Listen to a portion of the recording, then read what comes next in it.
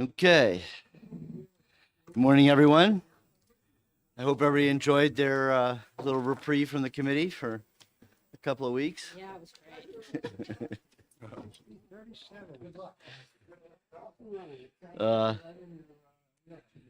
Okay, so we'll open up the public hearing on Senate Bill 37, establishing committee to study hospitality and tourism education in New Hampshire.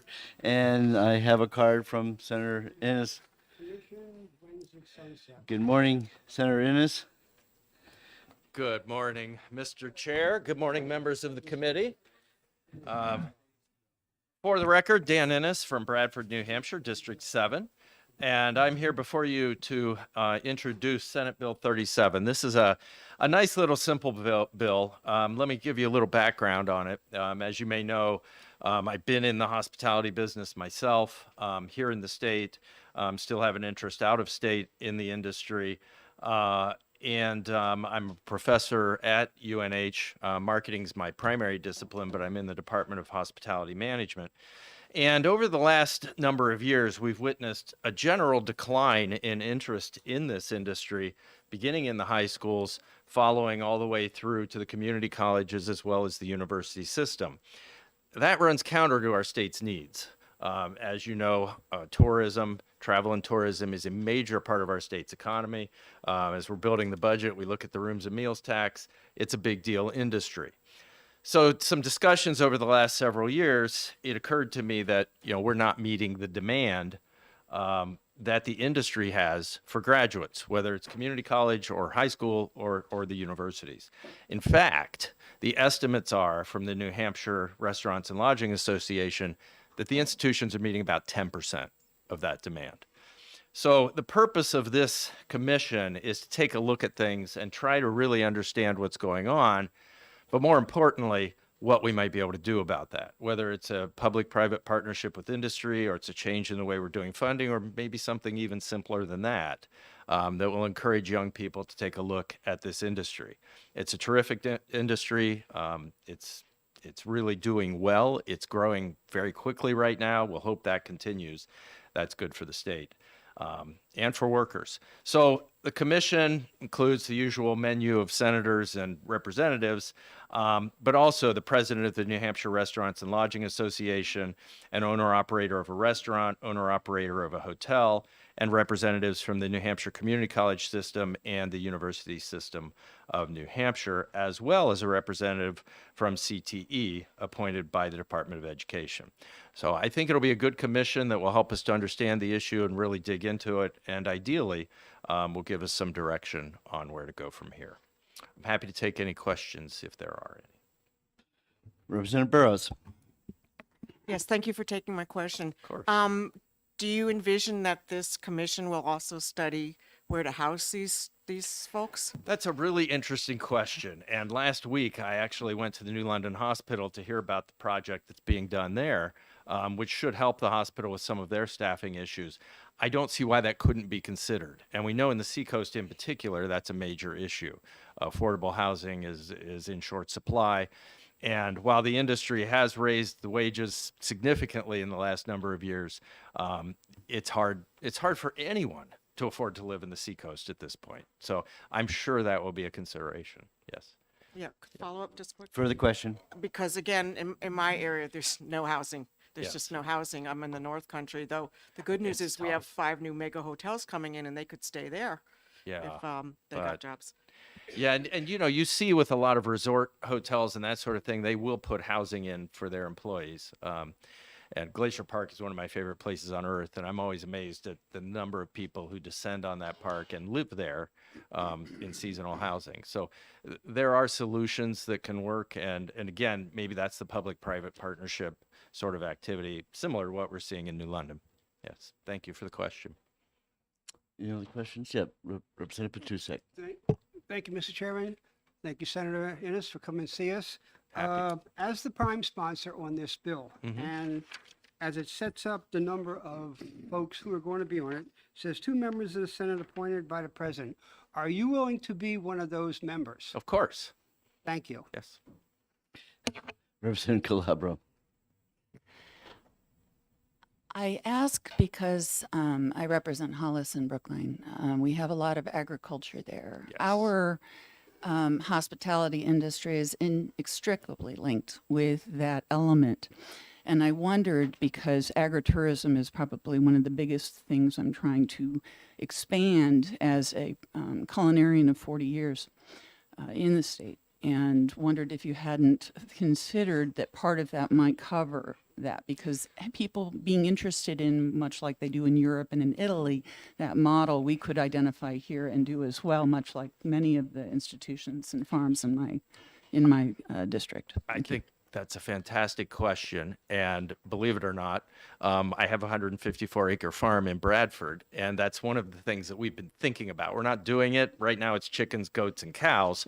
But people like those things. And I think agriculture in this state is hard scrabble. You've got to be creative in how you generate revenue. And I think this is one of the great ways to go, as well as farm to table and smoothing that process. And you'll see a bill on that. Or somebody will later, yes. But thank you. I think we definitely should take a look at that, particularly for the more rural parts of our state, which is entirely my district. So yes, thank you. Representative Bealum. Yes. Thank you for taking my There we question. go. Why a commission? Why can, why do we need a commission? Can, you and others come together, maybe monthly, to, form a coalition instead of a commission? I say that because Ms. Representative Petusik is on a commission to study commissions or to get rid of commissions. Yes. It's not the way we really don't want to be voting on new commissions right now. It's I- a good idea. Yeah. But Well, then vote on the idea. But honestly, I think that commissions are something that I tried not to do. But in this case, I think we need a good hard look at it, and we really need significant input from industry and a formalized structure to keep people on track to do it. The coalition idea is a good one, but the coalition doesn't have deadlines. It doesn't have a formal process. And I think it probably would have a little less credibility as well. And I'm hoping this gives us something that we can really work with to build a better situation for students and for businesses. Representative Ammon. Thank you, Mr. Chair. I'm just focusing in, Representative Petusik pointed out the sunset date, which is November 1st, Yes. 2023, Yes. and the report is due by then. Yes. Do you think that date's realistic? Yes. So, in my experience, it takes the governor a little while to sign the bill Mm-hmm. and then True. appoint commission members. They have to do a search. Yeah. And that might not happen till maybe September, October. And this is November 1st. That so- makes November problematic. Well, you might have one or two meetings before that deadline. So I'm perfectly amenable to a later date if the committee thinks that's reasonable. Yes. Thank you for that. That's a very important point. I appreciate it. Yeah, I was going to wait to say anything, but our experience is when you have all these different people needing to be appointed, there's a time delay. Yeah, I've been away for a while. I sometimes forget And these things. so maybe you're kind of jumping the gun on that Yeah. expiration date. In I'm terms of- anxious. Because usually with something like this, the report that comes out is continuing the commission for another 2 years. Exactly. Yeah, we're not, I We don't don't want want- to do we that. don't wanna see We that. want to get it done and get something to happen. Right. but- Yes. Thank and, you. And that's why deadlines are important, but at the same time, Right. getting people together and Mm. think you might have a timing problem. So. Yes. Thank you. Okay, Representative Field. Looking at the work for the commission, or the commission shall examine existing hospitality and tourism programs and community colleges and universities statewide, including curriculum and enrollment trends. Mhm. I'm assuming that the intent here is for the committee to examine hospitality and tourism programs within community colleges and universities statewide, instead of giving the commission broad-ranging fishing expedition to go within universities and colleges statewide. Is that Yes, correct? That's correct. As a follow-up, would you then be amenable to changing the words, the wording, examine existing hospitality and tourism programs within community colleges and universities statewide to prevent the commission from having the option of taking examination of the UNH physics program, for example? That would be just fine. Yes. My knowledge of physics is much less than hospitality. Might as well. Yes, thank you. Representative McAleer. Thank you. Maybe Representative Filial covered this, but is there any, if I recall, Cornell has a major in basically hoteling, hospitality. Do we have any such thing in this state currently? I will be discussing this with my department chair when I get back. Yes. The University of New Hampshire has a Department of Hotels and Hospitality Management. It's the second oldest program in the country, second only to Cornell. So yes, we do. And Thank it's a strong, well-respected program. And the community colleges have some terrific programs in culinary and other areas as well. So yes, we have it here. It needs to be stronger and better. And that's part of what this is about. Yes. Thank you for that question. That gives me some insight that, in all seriousness, I'm taking back to UNH. We have to do a better job publicizing They to our need own to market folks it better. what we're doing. Yes. Thank you. And as I said, nothing is easy in Yeah, this it committee isn't. room. But it's always good. Okay, we're all set. Thank you very much. All right. Thank you. I appreciate it greatly. Henry Vayu.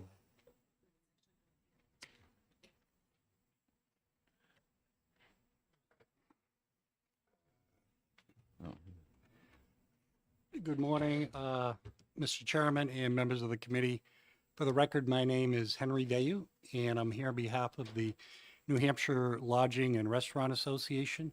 I think Senator Innes did a good job of explaining why the bill is before you.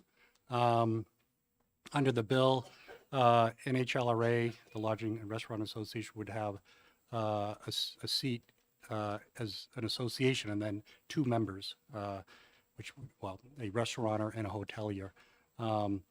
So we support the bill. Representative Burrows, to your point about the housing, I was talking with one of the hoteliers up in the North Country earlier this year, and was asking him how things are going and how's finding staff. And he said, Henry, he said, I'm now in the property management business because he's having to buy up lodging to house. So he thought he was getting in the the hotel business, and now he's having to branch out and find places for staff. That, otherwise he can't staff his place. So because they can't afford, either they can't find places to live or it's too expensive. But we support the bill. I'd be happy to answer any questions. No questions. Okay. Thank you. I have one more card here. Sebastian. Tweets. Fuentes. Oh, Sorry, Fuentes. my handwriting was a little fast. Well, I try to emphasize people. We don't need your autograph. We just need to There we go. pronounce your name right. Well, good morning, Mr. Chairman and members of the committee. My name is Sebastian Fuentes. I'm the Movement Politics Director for Rights and Democracy of New Hampshire, but I'm here under a different title. I used to be a hospitality worker for the last 17 years of my life.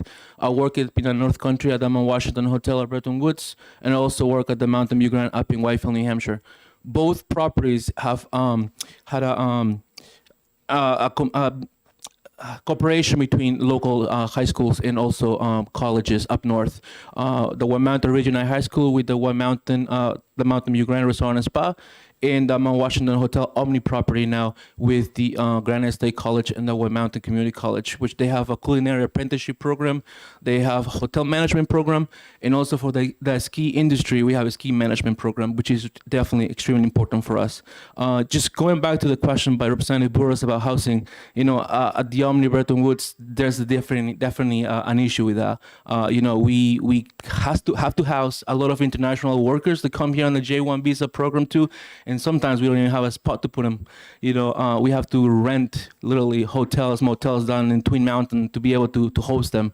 But we also need that workforce because otherwise the ski areas cannot function, the ski lift cannot go up. So it's definitely a critic issue we have up there. Employee retention I think this study will also study that and to see how strong and severe that is. I interview so many people for the last 17 years to be able to come to work for us, and some of those issues that they have is housing, education, sometimes childcare coverage. For those workers that want to come work at a hotel.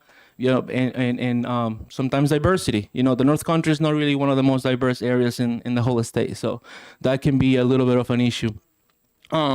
And something for the off the record too to share with you all the White Mountain Regional High School just recently got a regional award. They were regional champions on hospitality management program. So they do pretty good. They have a pretty good program over there.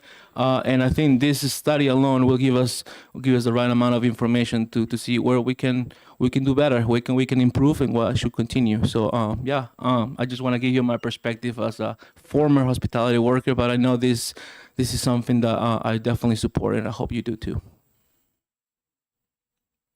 I'll take any questions if you have any. Guess we're all set. Oh, we do. Representative Ammon. Thank you, Mr. Chair. You mentioned lack of diversity in the White Mountains. Could you explain what you mean by that? It's just not, if you live in, for example, I interview people that lived in Boston to come and work, management titles up in the North Country or New York, because we do hiring fairs down there to get management here. And when they come up there, it's like they don't see a lot of things that they can do on their free time, so sometimes that's discouraging for them, the North Country is small communities. It's not like if you live in Manchester or Concord, for example, that you see a little bit more, restaurants, for example, or different menus, or activities that you can do. So sometimes that's a little, puts a little, a negative thought in your head that, hey, you know what, this area is not really welcoming, when it actually is the opposite. We thrive on tourism. We love people coming to the North Country to visit us. And it's, as you know, it's a beautiful spot, one of the most beautiful spots in New Hampshire. Okay. Thank you very much. Thank you so much. Having no more cards on Senate Bill 37, we'll close the public hearing. And this bill will go to the Business Subcommittee.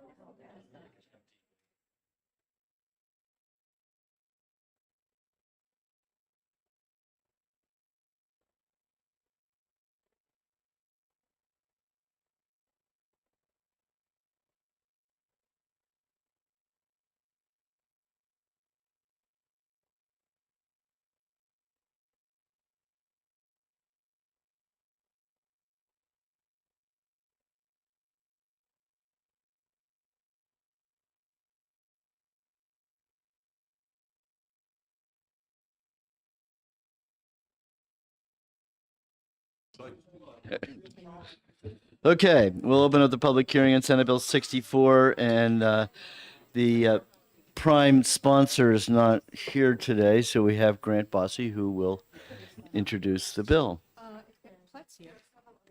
He's, yes, the prime sponsor. This is a Senate bill. Thank you, Mr. Chairman. Senator Gannon sends his regards. He's been moved into rehab, and he hopes to be back at the State House shortly.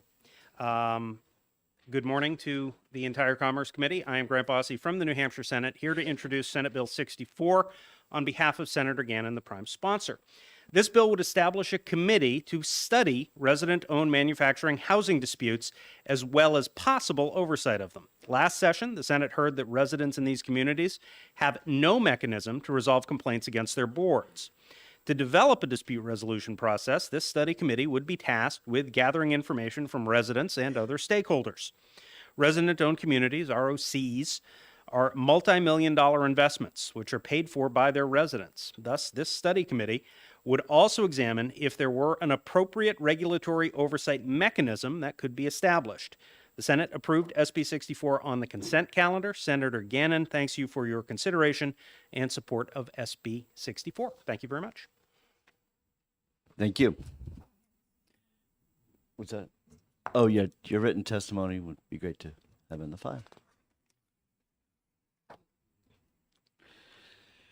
Okay, Representative Platt.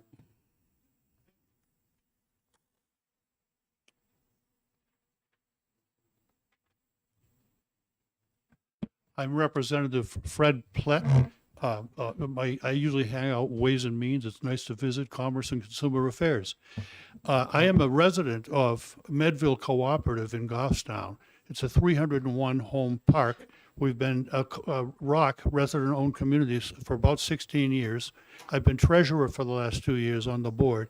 I'm not currently on the board. This is very important because there is no mechanism for resident-owned community members to complain if the board's abusing the powers or a member of the board is abusing his or her powers, or they're not following bylaws or whatever. And right now there is a committee. It's dominated by investor-owned interest, the owners of investor-owned.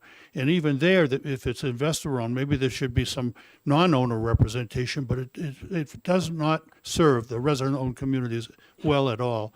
And apparently anyone knows it exists. So there aren't that many complaints because they don't know it exists. That's it. I'll be happy to take questions, but I'm personally have been involved. People are people. There are conflicts. We've worked them out so far, but if it had gone much further, I'd have filed a complaint. Thank you. We have questions? Representative Bilo? Thank you, Mr. Chair. Thank you for taking my question. Is there an attorney that works with your board? Yes, very much so. And follow up, would he or she be there to assist you with your needs? Absolutely. Does all the time. But still, having a board that represents resident-owned members is so that they understand the environment is very helpful for the attorney to appeal. Okay, thanks. Representative Patusek. Thank you, Mr. Chairman. Thank you, Representative, for taking my questions. I have two questions. First question would be, inasmuch as there are 3 members of the Senate and 3 members of the House, and you're a co-sponsor, would you be willing to serve on this board? Absolutely. Thank you. The second question, Let me take that back. Just kidding. you're on record. Thank you, Representative. Also, line 25 on the page, it says on or before November 1 of 2023. I realize this is probably unrealistic. Would you be willing to go out to 2024? Absolutely. Thank you. Representative Spear. I read the reports. Thank you very much, by the way. I read all the reports that the Senate put together for this bill. And it seems like there's real issues here. I mean, no doubt about that. But I wonder why lawsuits and things like that haven't been tried, or have they been tried and they don't work, or Lawsuits? yeah, lawsuits against the boards. I don't have any experience. We've had some issues within Medville, but I wouldn't characterize any of them as lawsuits. We've had to take a member to expel, evict. There's a process like that, but there's been no lawsuits against the board to date. The boards are elected, They are elected. so why haven't you voted them out? That's a very long process. Let's say our bylaws say that the members elect the board members, and if the board is unhappy with a particular member, say a president as example, they can write a letter asking that person to resign, but they can't kick the member off. That has to go to a special member meeting, which is a $5,000 expense and has to be set up. And the odds of anything happening are dicey because the member can be spreading misinformation. So it's not an easy process. But it's still an election every year, right? We have an election every year. So theoretically, if everybody in that community agrees that the board members are being irresponsible, why haven't they voted them out? It hasn't happened to date, but it could very well happen. I guess rather than wait once a year, if there's an issue that the board can appeal, you can appeal to an independent board and get results. That's better.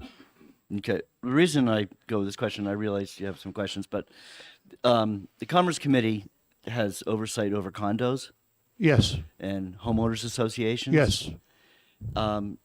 Is Iraq any different than those?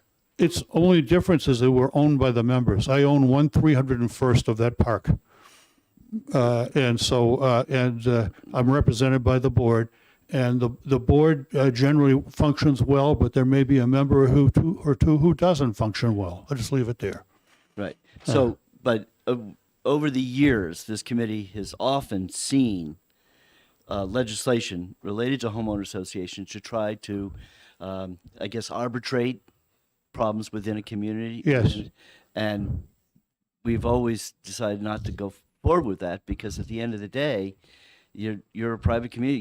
You have your ownership. It's yours, and the feeling that the state should have an arbitrator or a judge or something to come in and intervene with a community with a homeowners associations, disputes with each other, has always seemed inappropriate. So why would this be any different than? I mean, yes, we can go forward with the commission and everything, but if the outcome that people are looking for is the state going to have some kind of referee over what's going on inside a community or trying to do something, this committee has never passed anything like that. Then I ask you to reconsider, because it's a valuable tool that it can happen much more often than once a year, and can take dispassionate input from several sources and make up its mind. In an annual meeting, there's a lot going on other than the election of members. So I ask you to reconsider that, and you got so strong support from the Senate, the other body, and I think it's a worthwhile tool. Fair enough. Anybody else? Did Representative Berselli? Okay. All right, Representative Burrows. Thank you for taking my question. What's the process for changing our bylaws? Vote of the members. We had proposed several bylaw changes at our last annual meeting. The board vets them with the attorney. We decide whether or not to go forward. Then we bring them to the members to vote at the annual meeting. And we do that. It did that. And rules as well. Further question? So if you have the members could change the bylaws, why can't you change the process? You mentioned the $5,000 fee. Can you change the process to make it easier to do what you want to do rather than have a commission? You're talking with 299 members. There's two who were owned by the previous owner. So 299 members. Getting a quorum is not easy, first of all. Second, it's easy. It's to mislead people with false charges, rumors flying around. I've had several flying around about me, and I just addressed them head on. Said it's just not true. But that stuff happens.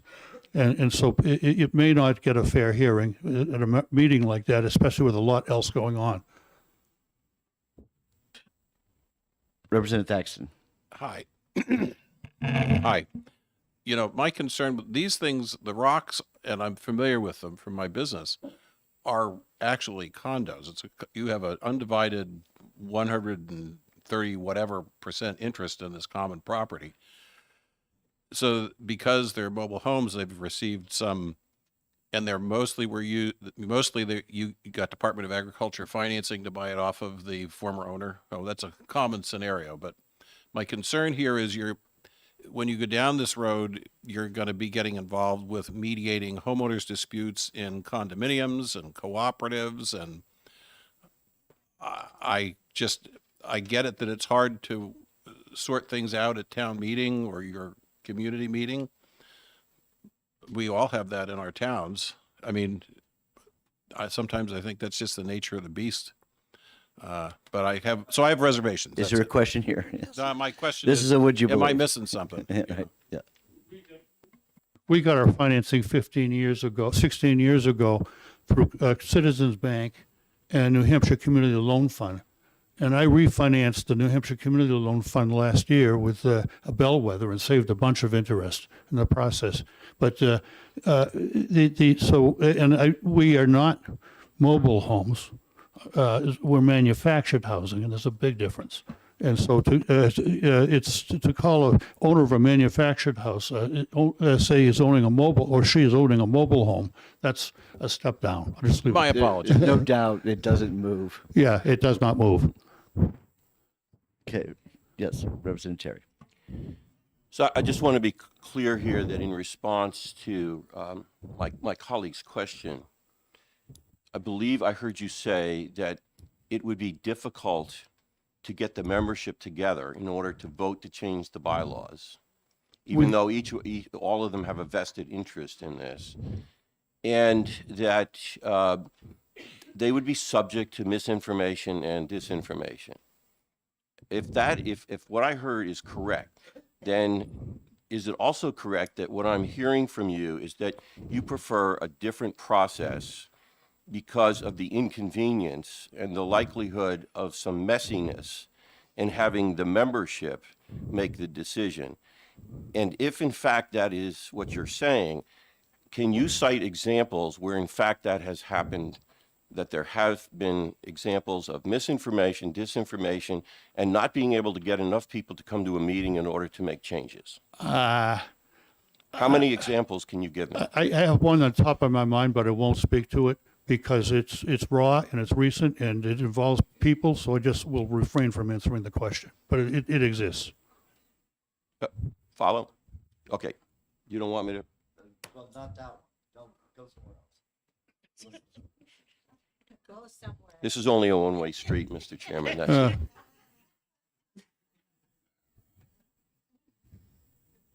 Okay, Representative Hammond. Thank you, Mr. Chair. I won't ask you about that situation either. Question about the bill. I realize you're not the prime sponsor, but you are a sponsor. Yes. On line 18, I wonder if you could expand on the statement. It says that the commission would solicit testimony from any person or organization with relevant information or expertise. Could you give us an idea of what kind of testimony and from which organizations, from which persons you would be soliciting? Boards and members of resident-owned communities, including Medville where I live, but several others. And they may be able to come up with examples that I'm willing to speak to in public right here. Okay. Representative Purcell, you have a question now? Thank you. I'm still trying to figure out why, if it operates similar to a condo association, why can't you create your own dispute resolution process and oversight committee outside of the board? So if there are these, I mean, I get it, right? A lot of people living in a small community, there are disputes. But if it's so egregious, I would imagine that the membership would want to create their own board so they have self-governing ability rather than, I can't even imagine what type of legislation would be proposed out of the committee. Let's say it may not be distant enough from the problem. It may be involved the very personalities that would lead to further dispute, and sometimes you need something a step or two away to review it with some dispassionate eyes. Representative Calabro. I think what you're talking about is having mediation and hiring attorneys to be able to have that kind of mediation, and that could be part of the bylaws. Yes, but a board to go to with that mediation. Yes. Thank you. Representative Spear. Thank you. In answering Representative Terry's question, yes, that's you. If you go on the docket and look at the Senate report, a lot of the examples that you're looking for have been written up and they're in there. So you can find some information about a lot of details about what some of the problems are. I wasn't, are we going to have a conversation here in the committee? No. All right.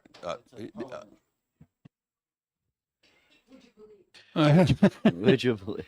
Would Later. you believe you should? Later. We don't need to take up the public's time. Okay. I'll speak with you later. Thank you. Okay. I think we're all set. Thank you. Thank you. Okay, so we'll pick up where we left off last year. Louise, right out.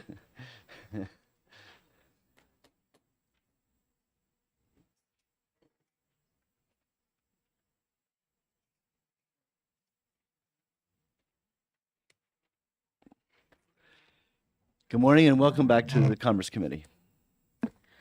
Good morning, Mr. Chair and committee members. My name is Louise Rideout, and I do remember you from last year. Thank you for hearing my testimony today. I'm from Bearview Crossing Cooperative, Allenstown, New Hampshire, and I support Senate Bill 64. The goal of this bill is to develop a dispute resolution program at no expense to the state and determine if there is appropriate oversight of resident-owned communities. We have been working with many other resident-owned communities over the past few years to address this issue and have been opposed by the Community Loan Fund every step of the way. Why would anybody oppose this bill? It does no harm. We purchased our park over 3 years ago. Since then, we have had 3 different sets of board of directors. We have experienced board members not following our bylaws and not applying the rules consistently to every resident. Now our park is in financial ruin. This is not unique to our community. Neighbor governing neighbor has been a disaster.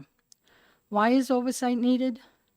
The New Hampshire Community Loan Fund is a lender, and because they are nonprofit, they are not regulated by any federal or state agencies like other lenders. The New Hampshire Community Loan Fund lends money to residents so they can purchase their parks at high interest. The Community Loan Fund stands up the park and then walks away, leaving residents with no experience running a multi-million-dollar corporation.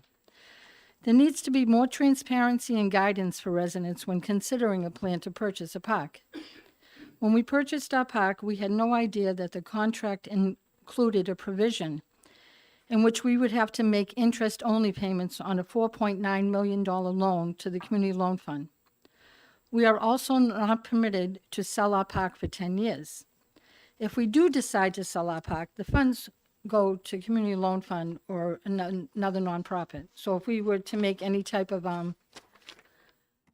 profit on, we can't make a profit because we are labeled not for profit. And that most of the members, when voted, the 68 that voted for it, and I wasn't one of the 68, but we were not told at that time we were not for profit. Every single resident pays the mortgage through their lot rent, even if they didn't want to purchase the park. Yet we still don't truly own our park. We pay Community Loan Fund $7,000 annually for technical assistance. In testimony last week, it was referred, there was 20,000 hours that Community Loan Fund gave. Well, we pay for it. About 2 years ago, we became aware that there were funds missing from our park, a substantial amount of money. The New Hampshire Community Loans Fund response was to treat this as water under the bridge and directed us to start with a clean slate the following year. This guidance was not in the fiduciary interest of our community. We fought for over 2 years for a forensic audit and were finally successful after the Attorney General's office directed the Community Loan Fund to do so. Based on the audit that's being done right now, the forensic audit, it was determined, and actually the Community Loan Fund person last week publicly said that there was this missing money, a significant amount of missing money. In response, the Community Loan Fund directed our board to have our community vote on whether or not to report the missing funds to the authorities. Based on testimony provided by the New Hampshire Community Loan Fund, we discovered that funds were diverted from a bank account by a board member. Please understand, not all residents in resident-owned communities wanted to purchase the parks, mine being one of them. It does not take a majority of residents to vote to purchase a park. In our park, we have 287 units, but only 68 people voted to purchase the park.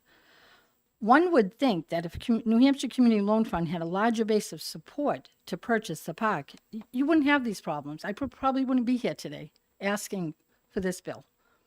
The Community Loan Fund has amassed a fortune over the years. If the New Hampshire Community Loan Fund truly supports its residents, it should assist us in developing a dispute resolution program for residents in Rocks at no cost to the state. We're not beggars asking you guys to fund things that we don't need. We just need some help right now, since the Community Loan Fund benefits from residents purchasing their parks.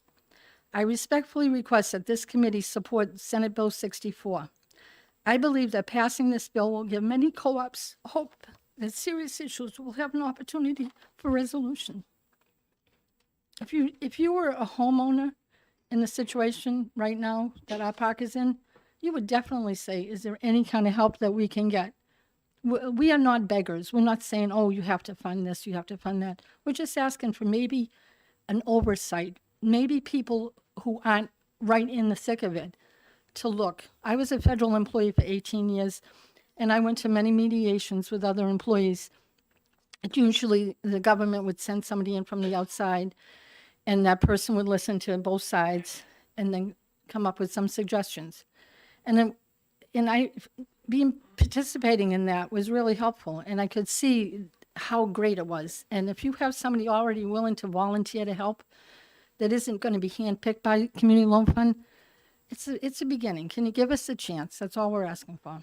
Thank you for listening to me. Representative Sullivan. Thanks for taking my question. So, would you mind explaining how it is that you guys, or that that a minority could decide to sell the park or buy the park rather? You said, I think, what did you say, like 67 out of over 200 people? That's all it took. So that's less than 50%. That seems odd to me. Can you explain how that process works? I'm going to be honest. Like, I bought my home in 2018, October 2018. 2 weeks after I bought it, I got the packet that it was being sold. And I went to many, many meetings about the co-op, and nothing was really explained to us. But at that time, it was the majority of the people who showed up at the meeting, not the majority of the homeowners. So that was the problem, that they were just looking for a quorum at the meeting. So not everybody was informed and not everybody attended the meetings. Follow up. Further question, may inquire. So what you're saying is, it's just whoever showed up to that meeting. It's not necessarily like everybody has to vote, or it's just whoever shows up to a specific meeting. It's not even like necessarily an election day that you have to show up for it, or? Yeah, it was just, excuse me, it was Kind of to vision show how it up, but works. we also had to have that member fee paid to be able to vote. And the Senate Bill 210, if you look into that, that will show you how a lot of these issues have been help the residents make better decisions when their park is up for sale. So Senate Bill 210 really kind of laid the groundwork for a lot of this. Thank you. Thank you. All right, Representative McAleer is next. Thank you, Mr. Chairman. I've got two questions, if I may. Have you looked at any sort of model legislation that other states might have on this issue? Has anybody explored that? At this time, I haven't looked into it. I'm not really sure. You know, I have a lot of family responsibilities right now, so I do as much as I can do. But if you could suggest things, I would be happy to look into other states. I mean, we're for any type of help we can get. So if it's something that you can suggest, my number will be on here. You can call. Further question, may inquire. Unfortunately, I don't have any suggestions yet, but I may come. But the other thing that concerns me, it sounds like that one of your board members embezzled money. Was there no insurance to cover that that event? I would think that the board should have had some sort of insurance that would have covered that. And I'm very shocked that maybe there isn't. And I'm also shocked if you haven't sent the authorities after him. Thank you. With not to my knowledge that there's any insurance to cover any type of wrongdoing, embezzlement, or misappropriation of funds. But for almost 2 years now, I've been asking at every meeting, what's going on? And if you could tell me the last part of the question, I'm sorry, I'm getting old. I forgot the last part of that about. Well, have you actually notified the authorities about this? What we're doing right now is a forensic audit is being done, and it's under the direction of Community Loan Fund, which kind of we're in default right now too. And this is another thing. We are in a non-monetary default, and everybody really needs to understand what it means. We are paying our loans, but Community Loan Fund has put us in a non-monetary default for almost a year and a half now, with no end in sight. We get promised that we're going to come out if we get these paperwork done correctly, or if the board is okay and the management company is being treated fairly.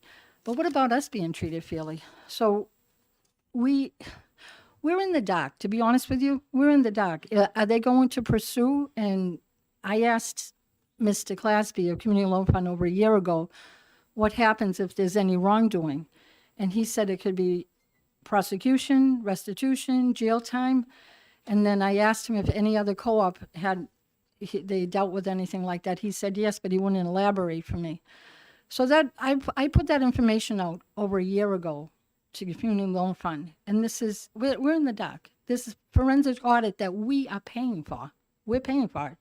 They took money from our funds without us even voting for it because we're in default, so they can seem to be able to run everything.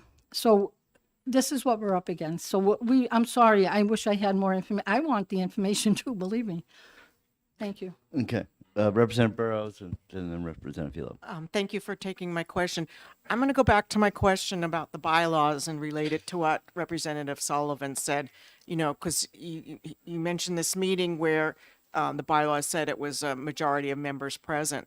And would you believe that it sounds like you haven't gotten good advice, legal advice in terms of the bylaws, in terms of insurance. So I'm wondering if would you think that rather than a committee, that there needs to be some kind of resource for communities like yours to advise so that you don't have to hire a $700 an hour attorney? I think at this, where we are right now, I think we need both. I think to say, try to go and do it on your own, it's kind of hard. And look at the money we have been paying, $7,000 a year to Community Loan Fund for technical support. And our first bylaw templates were from them. So if they haven't been changed and revised, maybe it's time to do a lot of that. Maybe it is time, but like you said, we really can't afford an attorney. We already have a PAC attorney that works for many, many Community Loan Fund ROCs, ROCs. But I think both would be, right now is what we need. If we can get away from one of them, that'd be great. Like I said, we're not beggars asking for money from the state. Representative Philo. Do you know if your organization is incorporated as a corporation or as an LLC or as a partnership? I was told that we are Bearview Crossing Cooperative Incorporated. So I was told we are incorporated. As a follow-up, Further question. if you are a corporation, then why is it, and you may not know this, that the remedy doesn't fall then under the Corporations Act and a breach of fiduciary duty? I agree with you. I would love to find out, but when I sent an email to somebody at Community Loan Fund asking to explain more what's going on, and zero response. So we do need more knowledge. You are absolutely correct. We need to know what we got into. We need to know how to run a corporation. We have a $2 million corporate, $2 million a year we take in. We have $21 million worth of loans. We absolutely need more direction. Thank you very much. Representative Thaxton. Hi. So this is a hearing on a bill to create a committee, and it sounds to me which then might or might not come up with legislation. You have an immediate problem. So given that this committee was created, and what would the legislation be that you would envision coming out of it? What is it that you think the state should be doing to interfere in the operations of a private corporation? Well, this is what when I heard about this, it was being a study. I didn't really, for me personally, I didn't want it to be legislatures making new laws about everything, but more of a study that can bring us where we need to be so we don't need laws about everything that's going on. So this is what we're just asking for, a little bit of help right now, a study help of like how we can get to a better place. But to ask legislators to enact things for us, if we don't have to get there, a study might resolve a lot of the things that are going on. Like we might get enough information, and you might get enough information to direct us in the right path we have to go. I don't think that's what this bill does, just so you're clear. Well, I could be wrong, but it's Would you believe? Would you believe this is a bill to create a committee to study the operations on a Right. broad basis of these rocks? right. This is not going to be a study on how the money's handled between your treasurer and president and your co-op. Oh, I understand. Okay, so it's anything that this does is at least a year away, probably 2, and is far more general than anything you're discussing. I mean, I think we all get it that your park has a particular problem. But this bill that we're discussing, if you could explain to me how you So, think this is Representative relevant. Taxon, just so you know, we had legislation last year, Oh, and which he testified, Oh, and okay. we have addressed some of those issues. Okay. And so this is just a carryover Oh, okay. from that previous All right, discussion. thanks. So, Representative Gibbs. Thank you, Mr. Chairman. Just to follow up on the question about reporting this problem to the authorities. You said that the forensic audit had been ordered by the Attorney General's office. Have you actually spoken with anyone in the Consumer Protection Bureau in the Attorney General's office? And if you have, what did they say? I've made many phone calls, and everybody wants you to go to the Consumer Affairs. And that is not helping us at all. So they said they handle fraud, they handle things like that. But you also have to understand, as a member, I'm not privy to the forensic audit yet. And I sent an email asking when it's finished, when are we going to get the information? You can't just call people without the proof. We need the proof. We need to be able to bring something to them for them to do anything. Because the rest of it, I mean, I could call anybody and say, hey, you know, this is going on. We need the actual proof. And that is the question I asked Community Loan Fund a week and a half ago, which I haven't yet to receive a response, is are the members going to be able to get a copy of this forensic audit so we can go to the Consumer Affairs? We can go to other things that we need to go to. We don't have proof yet. Thank you. Thank you very much. Thank you. Okay. Could you provide your testimony for the clerk? Thanks. I'm going to pass it over here. Yeah. Thank you. Thank you for Yeah. Okay. So, since the new Community Loan Fund got dragged into this, two of you guys want to come up and explain your role or lack of role in this study committee? So that's also Yvonne, Aaron.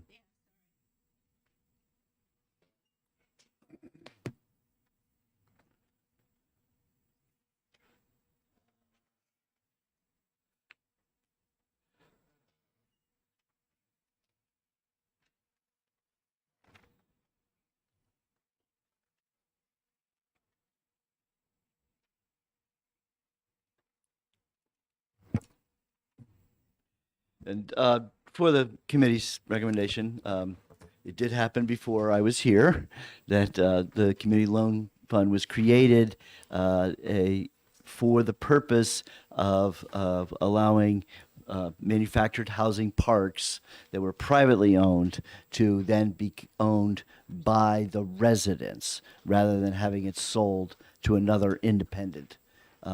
It turns out that most of these parks do not have leases, and so they were very vulnerable to that one owner and raising and lower in terms of raising leases and costs and benefits. So in the wisdom of the legislature that was 40 years ago, and I don't even think it was not Commerce, because Commerce didn't do condo bills back then. So if in the wisdom of the legislature, they created this entity that helps finance for communities, for the people in a park to buy the park from the owner. Thank you, Mr. Chairman, and good morning to Chairman Hunt and the members of the House Commerce Committee. My name is Tara Reardon. I work for the New Hampshire Community Loan Fund, which is a nonprofit community development finance institute whose mission is to serve citizens of the state of New Hampshire who otherwise couldn't access capital. By that, I mean people that other people won't lend money to, highly unlikely. I've provided you with our annual report, so you can read about our work, our program, and the success of our borrowers. There's some great stories in there. The oldest and largest program of the Community Loan Fund, as Chairman Hunt just said, is the ROC-NH program. ROC stands for Resident-Owned Communities. And thanks to a forward-thinking legislature back in the 1980s, it created not only the opportunity to purchase, but also defined manufactured housing as real estate, which isn't necessarily common across the United States. There's a Uniform Law Commission that's come up with that law, but hasn't been widely adopted. The opportunity to purchase was created because when you own your own home on leased land, it is highly unlikely that you control the future of your housing. The land can be sold. You can be given 18 months notice to move your home. You're at the whim of another investor. And in fact, we've had park closures here in New Hampshire where people have had to walk away from their homes. As Chairman Hunt said before, these homes don't move. Sometimes it's a negotiated sale where residents buy their communities, but oftentimes it's this opportunity to purchase law, and they have to pay the exact same price an investor is going to pay for that under the same terms, close in the same amount of time. So the park owner comes out whole. We assist residents who are in that situation by helping them form a co-op. It's a consumer co-op under RSA 301A is the entity that they form. And we help them finance it along with banks. As you heard Representative Plett say, Citizens Bank is oftentimes a financer and will hold the second mortgage in that case. And we also provide technical assistance, as you heard. About 20,000 hours of technical assistance, and some of the people that are here with me today are the folks that go out to those communities all week, all weekend, to help out communities, particularly new communities, learn the ropes. Bearview, that you've heard from this morning, has had over 7,200 hours of technical assistance since 2019 when they were formed. Sometimes that's because a new board comes in. They have had 3 totally new boards in their short existence. So in addition to that, we help them do infrastructure projects. We've leveraged about $64 million worth of infrastructure funding, mostly USDA RD money, as was alluded to before, not likely used for purchases, but is used to improve the communities. So now there's 145 ROCs in the state of New Hampshire. There's 4 more in process right now. They contain about 9,000 households, and that's 9,000 households who aren't worried anymore about whether the land is going to be sold out from under their home, and they're going to have to walk away from it. And as you can imagine, with 9,000 households, issues arise. Sometimes, and those are going to arise, I want to make it clear, whether that's an investor-owned park or a resident-owned park. You'll hear in a minute from some testimony from an investor-owned resident, and in the Senate hearing, compelling testimony from a resident in an investor-owned park who had her water shut off periodically without any notice when she was getting ready for work and things like that. It's nicely captured in the Senate report. So the issues arise for a couple of reasons. Either about the bylaws and the rules, whether those are working for the community, whether they're being enforced fairly, or whether those rules are even reasonable. And if you look back through the list of the published opinions that the Manufactured Housing Board has heard over the years, a lot of times it's the reasonable enforcement of a rule or the reasonableness of a rule. That's the subject matter there. Those are things that we deal with communities all the time, and they do. Every community has an attorney. If they're going to change bylaws, they propose a draft and run it by their attorney to make sure it's still within the law. And then there are people issues. And the people issues we can't control. We're not referees. We're not babysitters. We're not, conflict resolution people. We provide technical assistance on the running of a community. And I'm not sure we can legislate a solution to the people issues that happen, but they are wide-ranging. So we will work as we can with rules and bylaws, membership meetings, making sure that they're noticed so people know when they are, making sure agendas go out so people can attend meetings. There's a lot of information given out at meetings that people don't hear because they don't attend the meetings. And it's like any small town hall meeting or democracy. The world is run by those that show up. And in the case of deciding to become a ROC, membership meetings do have quorums, but once they've met the quorum, it's those that are present that actually vote. on how that community is run and who's elected to those boards, which I think has come up as an issue before. So the only place the investor had a chance to turn, not to their board, was to the Manufactured Housing Board that existed under the office of OPLC until HB2. It existed. There is a bill alive right now, SB 203, that Executive Departments and Administration heard the other day, that revised the Manufactured Housing Board that's currently run by the state, made it a smaller number of members, more efficient. And that was introduced prior to knowing that the governor was going to reorganize OPLC. But it exists and it works now, and it works for resident-owned communities and investor-owned communities. And it is the perfect template or model for exactly what we're talking about here, a dispute resolution with people who know the business of living in a rock or owning an investor-owned community. And the bill contemplates adding somebody from Housing Action New Hampshire, somebody with expertise in housing, in order to round out that 5-person board. But investor-owned communities need to be part of this conversation. You've heard about a rock, and you've done some problem solving already. You have elections, you can change your bylaws. People in investor-owned communities don't have any of those possibilities. They don't get to change their leadership. They don't get to change their bylaws or their rules. They have no say in that. So it's really important that anything that's created as a dispute resolution also include the residents that live in investor-owned communities. SB 203, as it stands right now, is a really great bill over in eDNA. Senator Carson and Senator Perkins Coker made some great additions to that bill that makes it better. And if, in fact, you choose to create a study committee, I would hope that we would consider the elements that are in SB 203. And certainly, we're opposed to the study committee right now because it doesn't include the investor-owned residents as well, who really are in a far worse position than the resident-owned communities. My colleague Erin has a letter from a woman in an investor-owned community.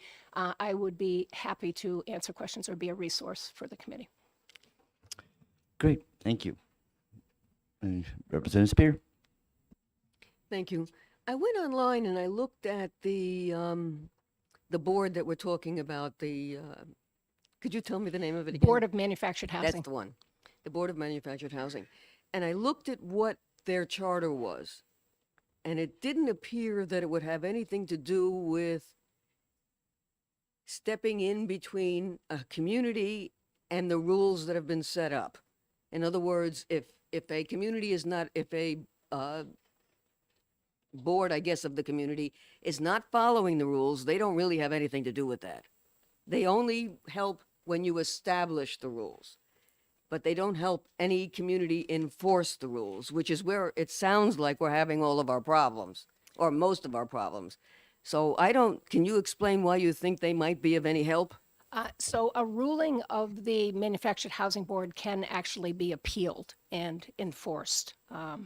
I'm not sure what the enforcement mechanism is. I've never lived through that.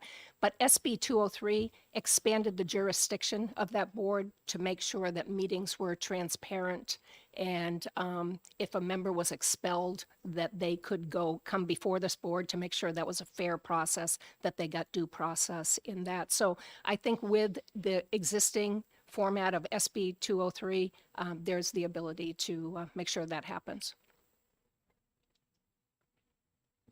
Okay, thank you. And Erin, did you have anything you want to Thank you. offer up? All right. So as Tara mentioned, I also work with the New Hampshire Community Loan Fund. I am one of those TAs who spends hundreds of hours every year working directly with the co-ops to help them understand their bylaws, to help them untangle how to manage a confusing rule, to make sure that they're handling their finances correctly. So yeah, and on a personal note, that's really satisfying work, and we get to know people, and they do deal with very complex issues. And I'm not surprised that sometimes that becomes difficult. But most of them are doing an amazing job. So I am here today to read a letter from a woman named Mariana Davio, who's a resident of a privately owned park.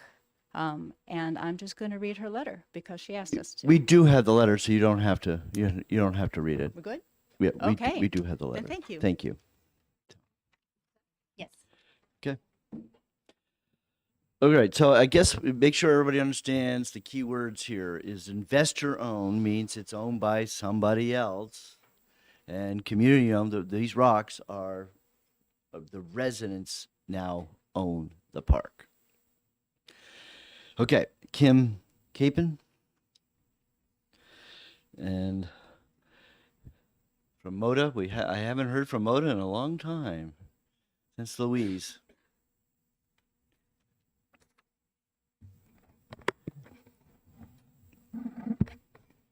Good morning, committee chair and committee members. You haven't heard from MOTA in a long time. MOTA has sort of been defunct for several years. Prior to COVID, several members left the organization, and the president of the organization passed away, and it sort of went defunct.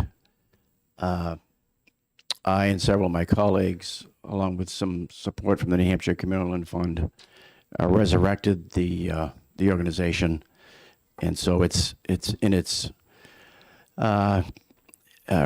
infancy as a renewed organization, and I serve as its president. So I'm here to, I'm sort of representing them, and I'm also a member of Medville Cooperative. I've lived there for 16 years. I served on their first elected board, although I was appointed because I came to the community a few months after it was purchased. And people behave badly. That's no secret. And I think that a lot of what this is about is that we have 3 different RSAs that pretty much govern how we operate as a cooperative. We have the consumer cooperative RSAs. We have the corporation. I mean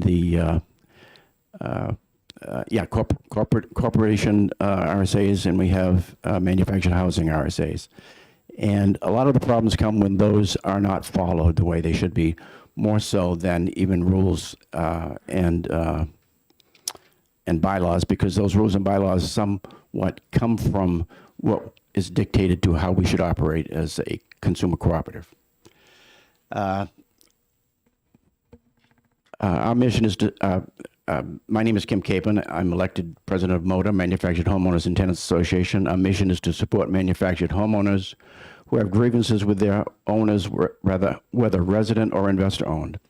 I spoke in favor of Senate Bill 203, as that is the board where we could refer obvious violations of the RSAs that govern our owners and leadership, as well as we could help with some conflict resolution as it relates to rules and bylaws of cooperatives. I am here to speak against Senate Bill 64 for the following reasons. Senate Bill 203 would address the interest of all manufactured homeowners, resident-owned or investor-owned.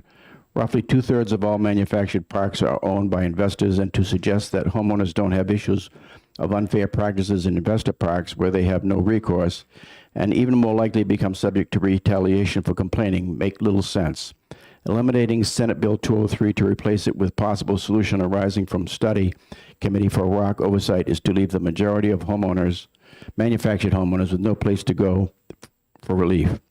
They can bring their issues to MOTA, but without a government oversight board to review RSA violations, the most vulnerable homeowners are forced to endure unfair and retaliatory punishment from investor owners who don't always have the best interest of their tenants and homeowners. Now, all investor owners are equal in the fair treatment of their tenants, just as not all rock leaders are looking out for the best interests of their resident owners. Many of these residents can't afford attorneys to help them protect their interests, and having a conflict resolution board is important. Affordable home ownership, as well as affordable rentals, especially for lowest income households, is depleting rapidly throughout our country. Something we have all should be concerned about. Manufactured homeowners struggle more today than ever before, as even their own home, even as they own their own home. The lot fees are increasingly becoming unaffordable as they struggle to maintain their homes and keep up with predatory investors, knowing they have a captive emphasis on captive homeowner. Resident ownership of the communities has proven to be a way of them to maintain affordability and security, but that comes with challenges as well. Governance as rock owners sometimes go awry, depending on the residents' full understanding of their rights as resident owners. Manufactured homeowners in investor-owned parks also face challenges of some owners neglecting infrastructure needs, as well as having onerous rules and unreasonable lot fee hikes that force residents out, usually losing their biggest investment and now facing homelessness or subsidized housing, both options everyone would like to avoid. Whatever this committee and eventually the legislature decides, the residents are the most aware of their issues, and many of them the most capable of suggesting solutions. Some of us have lived in rural communities for many years. Some have lived in investor-owned communities for many years, as well as many have been part of both worlds. The reason I support Senate Bill 203 is that the experience would be valuable in understanding the issues in the law and how best to craft solutions tailored to meet those expectations of the law. The Manufactured Housing Board being eliminated and creating an oversight entity to review rocks only is to leave thousands of manufactured homeowners with no place to turn when their rights are violated. Please consider these issues carefully as you deliberate on a solution. Thank you much for listening. I'll be delighted to answer any of your questions. Representative McAleer. Thank you, Mr. Chairman. I still don't quite understand who you represent. Are you a state-run program, or is it a national organization that you represent? That's a good question. MOTA is an organization that... Why don't you explain what MOTA... Pardon? What MOTA stands for? MOTA stands for Manufactured Homeowners and Tenants Association. It's basically an organization that was pretty much sanctioned by the government of New Hampshire. They in the past have had a representative from their organization serving on the Manufactured Housing Board, and they generally are appointed by the governor. And their involvement was investor-owned parks. Actually, both, but mainly the complaints they would get would be from investor-owned parks, but they also dealt with with resident-owned parks as well. All set? Just a quick follow. So you are against this bill? In its present form. Well, there is no bill. Well, the study, I should say, the study itself is to study oversight of rocks. If this replaces Senate Bill 203, replaces the Manufactured Housing Board, then investor-owned residents have no place to go. There's no doubt that I believe that rocks and investor-owned residents need some sort of recourse against rogue boards on resident-owned communities and investors who are not taking good care of the infrastructure and the things that are necessary for someone to live in their home. For the record, you did check that you were in support of the bill. Yeah, well, that for the record, I messed up. Okay, because we just noticed you're on the board of directors of the. Yes, I am. Yeah, I've served on that board for coming up on. I'm termed out at the end of this year. Yes. Okay. All right, and I spent a lot of time in support of rock leaders across the country. I also have served in the past on Rock USA, which serves to do the same thing that the Community Loan Fund does, only does it nationally. Got it. So I'm in support of training and support of rock leaders around the country to make them better leaders so that we don't face things like we're facing today. Good. Representative Herbert has a question if you're willing to take it. I'm curious if I understand correctly, the board, the Manufactured Housing Board is part of the Office of Licensure? Yes, it is. And that's my understanding. What I don't understand is 203, I'm getting mixed messages the way I hear it. Sure. Senate Bill 203, does Senate Bill 203 get rid of the manufactured housing board? Senate Bill 203 does not. It actually tries to revamp it so that it is more geared to be fair to resident-owned communities as well as investor-owned communities. It's basically needs better representation from resident-owned communities. Just follow on question. Further question may inquire.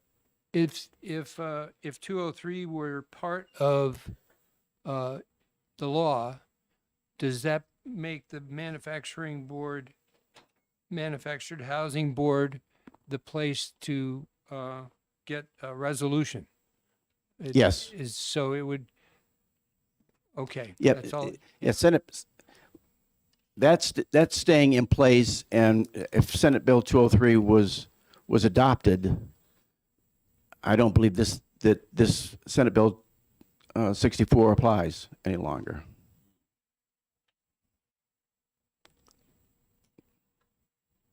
Okay. Representative Spear.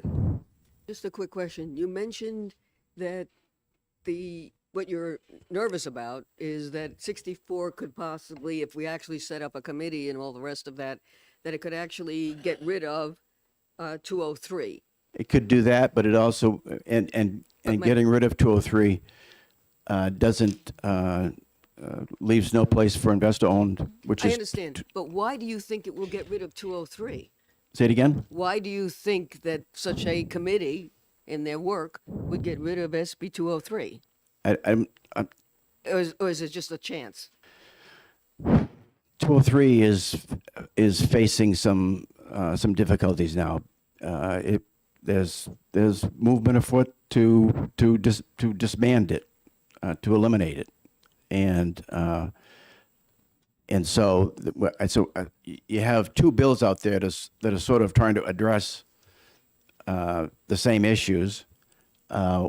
One is facing issues of funding, and that's why there's a lot of concern about it. And then you have this bill that's concerned about the issues that resident-owned communities are face from time to time in terms of having some of their conflicts, a place to go for some of the issues that they have in unfair practices. So there's two movements afoot, and you sort of have to get together and decide how best to do this. But my understanding is that 203 is in danger of being the housing board is in danger of being eliminated because of funding. For better and for worse, that bill went to ED&A because it is regulated by the license board, and they're the regulator. So I'll leave it at that. I understand. Okay, Representative Gibbs. Thank you, Mr. Chairman. Under Senate Bill 203, would it and assuming it goes through and the manufactured housing board isn't otherwise eliminated, could the manufactured housing board resolve the problems that Senate Bill 64 is apparently intended to address? That is what our hope is. Yes, it's addressing the same issues. Everybody all set? Okay. Thank you very much. Okay. David Kirsch from Brookside Cooperative, who is in opposition to the bill. Yes, I am.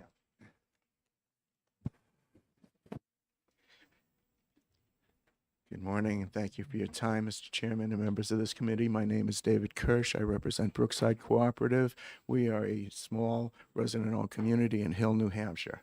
We were established as a cooperative roughly 2 years ago. We purchased our park in April of 2021.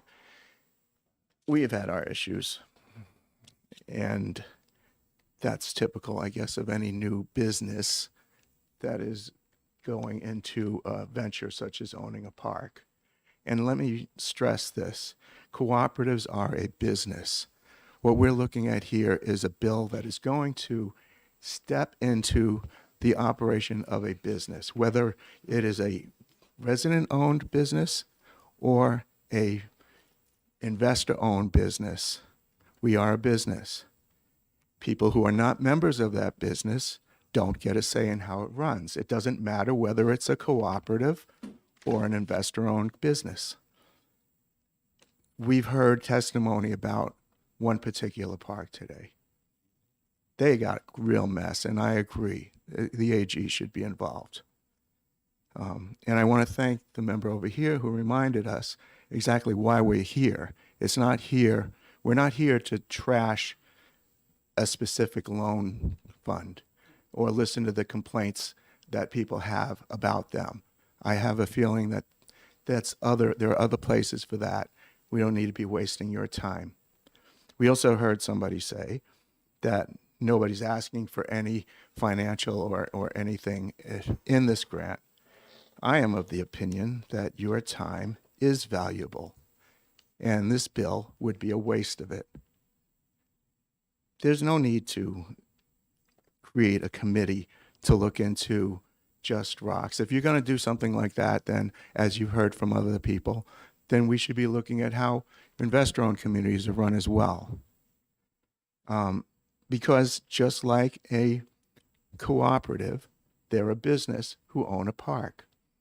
Now, there's this manufactured housing authority or association or something, and you're going to hear from her soon too. They represent investor-owned parks and the manufacturers of homes. There's a lot of profit to be made from these parks. I mean, if there wasn't, investment equity firms would not be buying up properties all over the country, from single-family homes to buildings, residential buildings, to mobile parks or manufactured home parks, staying with the current vernacular. But what the difference is here between them and co-ops is we're not looking to make a profit out of here. We're not looking to squeeze every dime for the minimum amount of expense. We take care of our parks because they're our homes. We live there. My park, in the time that we've been a cooperative and owned the property, we've taken care of infrastructure needs in water. We're currently working with an ARPA grant to redo the entire wastewater system. We've taken down trees that had posed a danger to homes and people that our investor owners prior to purchasing this park had absolutely no intent of dealing with. Now, do we have problems in our park? Oh, yeah. And we're small. We're only 18, currently 19 occupied residences out of 20 on site. And in our time, we've had to expel 2 members from our park for violations. And when we do that, we give them an opportunity to come before the board and give us their side of the story. One of them did. Unfortunately, he did so without a plan for action, so he ended up being expelled. The other one chose not to. Instead, they chose to continue to violate rules in flagrant disregard of the authority of the board. And as a result, we are in the process of an eviction trial. Now, there's laws about all of this. There's all kinds of remedies that are available. When the people who are being evicted called me personally, didn't mention this, I'm president, by the way, of the cooperative. But when they called me personally, I said, look, I can give you some answers, but really talk to your lawyer, And as far as somebody mentioned, I don't remember who now, about the Manufactured Housing Board, the Board of Manufactured Housing, which can handle resolution and can handle disputes. Somebody mentioned that, people don't know it. I think it was one woman from the other park don't know it exists. And yeah, you're right. I didn't know it existed until these bills came up. So somebody needs to get that word out, But to be hitting on one entity, in this case, the Community Loan Fund, which honestly, what has that got to do with this bill? Absolutely nothing. We're not here to talk about disputes of one individual park or and their feelings about a loan fund. We're here to talk about whether or not you're going to establish a committee that's going to take up to 2 years of your time to determine whether or not there needs to be legislation that specifically targets resident-owned communities. When you go to the Board of Manufactured Housing website, and you look at all the disputes that they handle, and it's right there for all to see. Over 60% of them are from investor-owned communities. I think that if you're going to look for a problem, maybe that's where you should be looking. Not here. Well, you can do it here too. I mean, whatever. But the thing I'm getting at is, you know, what's good for the goose is good for the gander. If you're going to create this committee, it needs to include investor-owned communities as well. But honestly, you have a board of board of manufactured housing already exists for dealing with disputes. If the word needs to get out there that it exists to more people, let's do that. You know, if we have an SB that's going to expand the authority of that board and give it more teeth, let's do that. But I don't think we need to waste any of your time with a committee that's only going to come back and ultimately say, well, we got this board, let's give it more teeth. All right, thank you very much for your testimony. Any questions from committee members? Representative Bilio. Yeah. Did you attend the Senate hearing For SB for SB 64? 54? 64, this bill that we're talking about. I Did you might have. attend the I've been to Senate? so many of these things, I can't keep track Okay, anymore. so there are many senators and representatives that, you know, are in support of this bill. And I think it came out of committee 6-0, or I think it was unanimous. It came out of committee unanimous to move forward to the House. Just FYI. Would you believe? Yeah. Would you believe? Would I believe? Yeah, I believe it. And would you believe that we're going to be hearing testimony from people who are going to go back to the argument about their personal and experience on their own park and how they want to blame a specific company, as you will, for this. You know, tears are compelling. I almost feel like we need a box of Kleenex here for some people. Let's not. But let's not. Let's not insult our. I'm other sorry. guests That's here, please. That's not what All I right. meant. Any but- other questions from the committee? Seeing none, thank you very much for your testimony.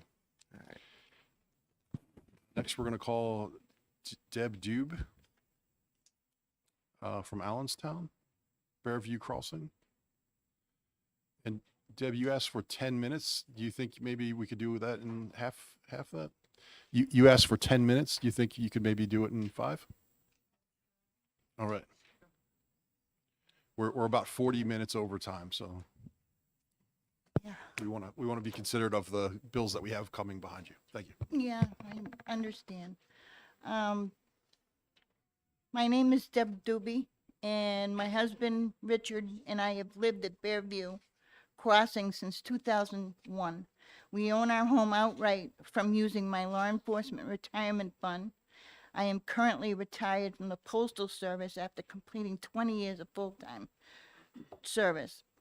When we became a co-op in the year 2019, I had high expectations that we would be able to care for the day-to-day business of owning the mobile home park, manufactured home park with support from ROC and CLF. This is what we were told when they were campaigning for our future. I certainly felt comfortable with the assurance that they would guide us through that adventure.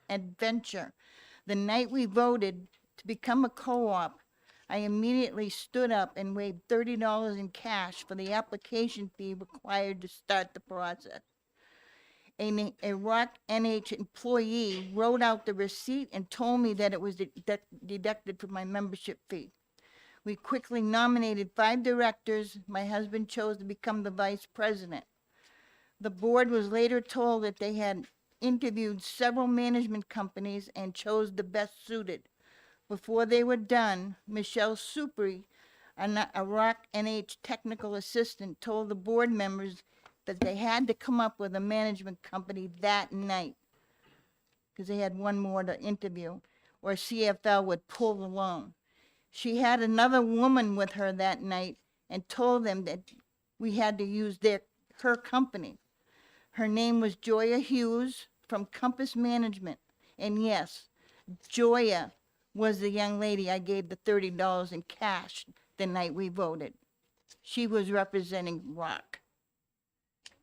I was confused because she's in Rock one day and now she's running a management company that we're told we have to have. And my husband stressed it was mandated. It turned out that Joya was seriously unexperienced with the job. She double charged rent, charged me with a high bill of water usage. I told her that she made a mistake. I proved that she was supposed to bill a Jessica Doobie on 28 Chestnut Turnpike in Allenstown, which is part of our property. Her response was, well, I had to bill it somewhere. That was on the phone. We had a resident start a petition to remove her from Rock, and Rock supported that. Mr. Supri was also removed and was replaced by Kelly Cicerelli. Foxfire Management now replaced Compass to be keeper of the records, process eviction, et cetera. Now I'm going to point out some of the issues that we had to face over the last couple of years, and we have nowhere to go. And this is why we need this bill. We had a paid maintenance employee that also lived in the park. He managed to be nominated to the operations director. Rock NH and CFLF knew this was a conflict of interest. It did nothing to fix it. Several months later, he moved into the president's seat when the past president moved out of the park. He requested a raise, requested to remove the rent bill because of his employment. He gave his 2 crew members a Christmas bonus, paid vacation without board approval. Still, no help from Rock or CLF after we begged them to have him removed from the board. Receipts were missing, written without documentation of what was charged, and my husband found one receipt with his initials forged, and when he questioned it, it was ignored. 2 board members took my husband out to the pits for a private meeting. He asked where the 4th member was, and they told him they didn't need her. Rick told him it was inappropriate and left. My husband was the chair of the bylaws committee, and he wanted to insert a paragraph that disallowed a paid employee to serve on the board at any capacity due to conflict. The president submitted the revised policy to Attorney Shepard for approval, and he stated it was fine. This was not acceptable to him, so he hired another attorney who we believe is still on our rolls to try and put a stop to that clause that says that he can't work and get paid and be on the board. And from what I understand, that attorney would not okay that either. He said that the rules, that bylaw has never been voted on by the membership, and it is still somewhere. And we don't have that paragraph put into the one we have now that says you cannot be a paid employee.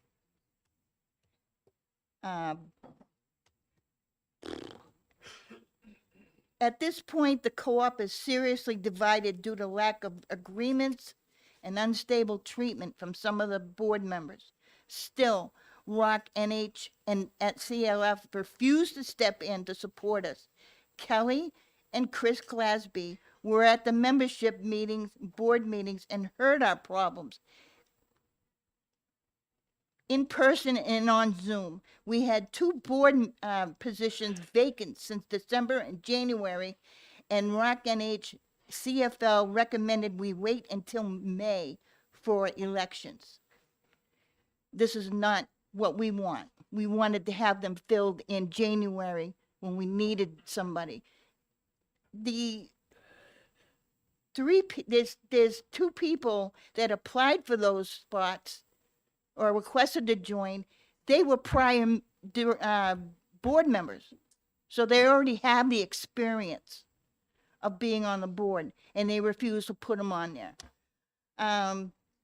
Currently, the management company runs our meetings, writes out our checks, do not do park inspections, ignores our filed complaints. 3 members, already got that. I'm on the finance committee as well as 2 other members, and we have been selected and we signed paperwork to be on the committee and have yet to be called to a meeting. We have a budget that needed to be written for the 23-24 term. We don't know who wrote it up, but I hear it has been at the assistance of Foxfire Management. Last Friday, I was shown a YouTube hearing of Senate Bill 203 with testimonies given by Louise Rideout and Bonnie Goris.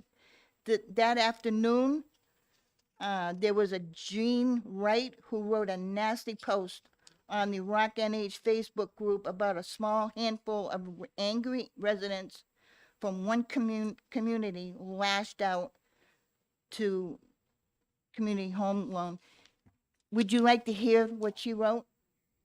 Okay. We're really tight on time. Is that written testimony that we can have in for the permanent file? That would be great. We will make sure that all the members get a copy of it. I also received a phone call on Saturday from Kelly, and was obviously on a speakerphone, but mine was also because I wanted my husband to hear. She called but gave leading questions of getting information that I supposedly needed. She wanted to make sure I got it. The only info I was looking for was getting the management company's contract to read what they're supposed to be doing. She said the post had been deleted, and she's referring to the nasty one. Okay. She wanted to know if I was coming here today, and We very much told her appreciate yes. your testimony. And yes, we very much want your notes so we can get them in the permanent record. Great. Thank you very much. Okay, we had 2 more cards left, and we're running tight on time here, so I will ask them to please stick to the 2 minutes that you wrote on your card. Chris Nyland?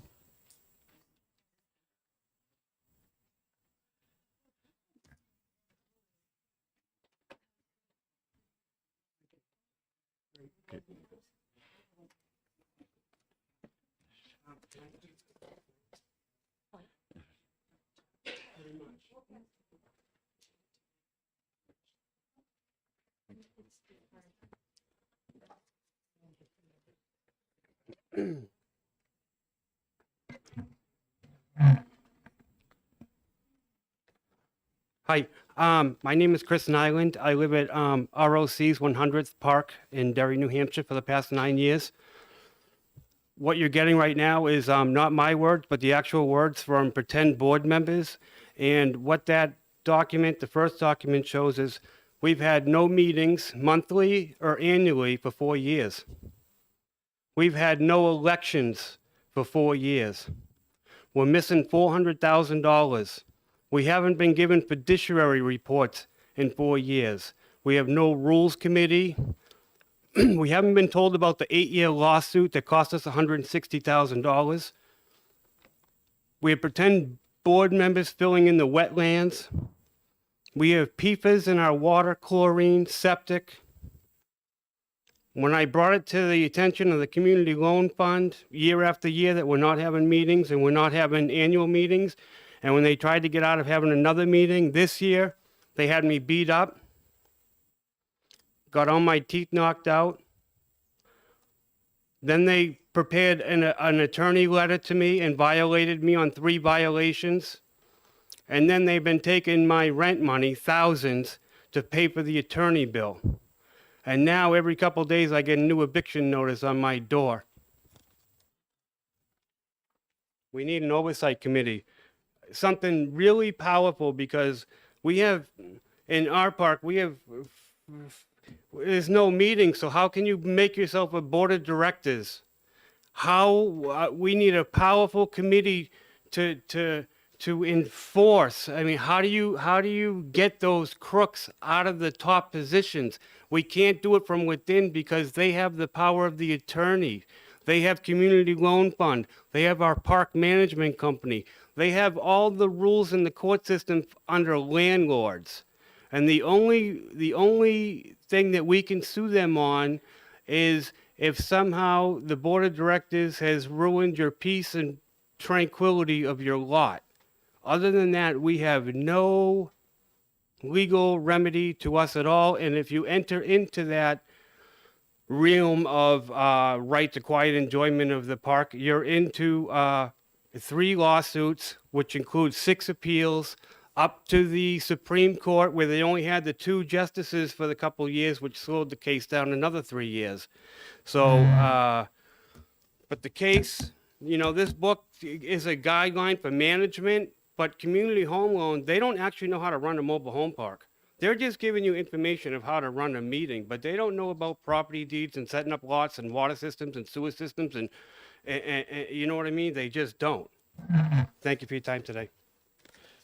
Do you have any questions? Does anybody have any questions? We do have a question. Promise to be quick. Yep. Do you think we need a committee that has no teeth, or do you think we need legislation with teeth? We need legislation with teeth. These are criminal offenses. I mean, you're silencing the vote of 58 members in the community. We're entitled to a monthly vote and a yearly vote. The secretary's minutes have to be presented at the annual meetings, and so when you silence us like that for 4 years, and then on the 4th year, when they're finally ordered to have a meeting, then all of a sudden 4 names appear on the sheet, because other than that, we didn't even know who was running the park. Representative Gibbs. Thank you. Is your park investor-owned or resident-owned? And do you own your unit or lease it? Resident-owned community, turns out, is a slogan, like live free or die in New Hampshire. It has no real meaning. We don't really own anything. We're not stakeholders. The park isn't worth any money. If it was sold, we couldn't get any money. I own my own home in the park. The way Community Loan Fund tells it is we only have a forever lease on the actual foundation under our mobile homes, and everything else is co-op property. But the lawsuit says if you're going to make us take care of our lots by mowing it and the branches and the insurance, then this program doesn't work, because you can't make us take care of our lots and buy lawnmowers and all that stuff and then not allow us to have full use of the lot. If you know what I'm saying. Representative Any other Walsh, questions? who is a co-sponsor of this bill, is that correct? Okay. Thank you, Mr. Chairman. Have you considered going to the Attorney General? I have absolutely called the Attorney General. They have no jurisdiction over it. Although it falls under the guidelines of RSA 301, and 301 has like 10 sections where it goes to proxy voting and monthly meetings and annual meetings. And that's part of the bill that Senator Avard put in on the SB 203, the original one had. But it's the testimony of the Manufactured Housing Board. They haven't gavelled in since 2019. There's only one member.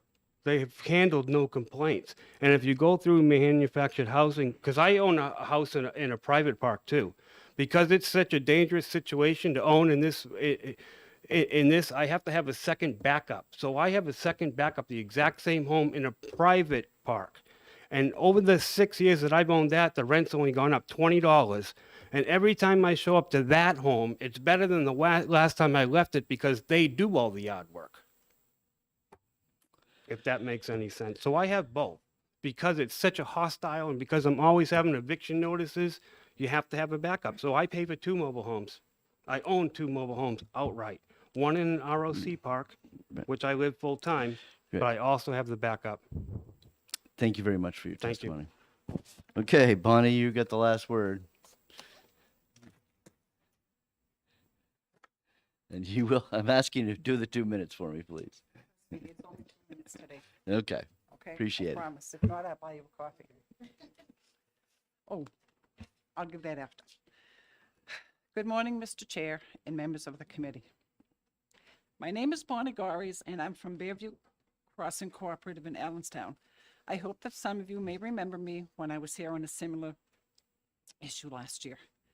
I am here today, along with others, to ask you to please support SB 61 that will establish a study committee to develop a dispute resolution program for resident-owned manufactured housing parks and oversight of resident-owned housing parks.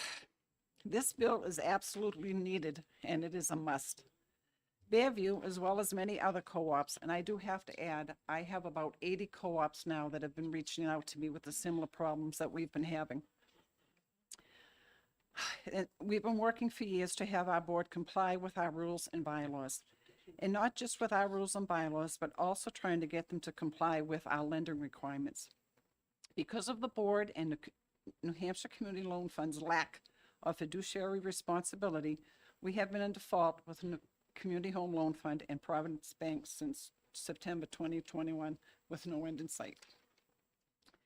In our community and many others, complaints are not addressed by the boards, leaving us without a voice.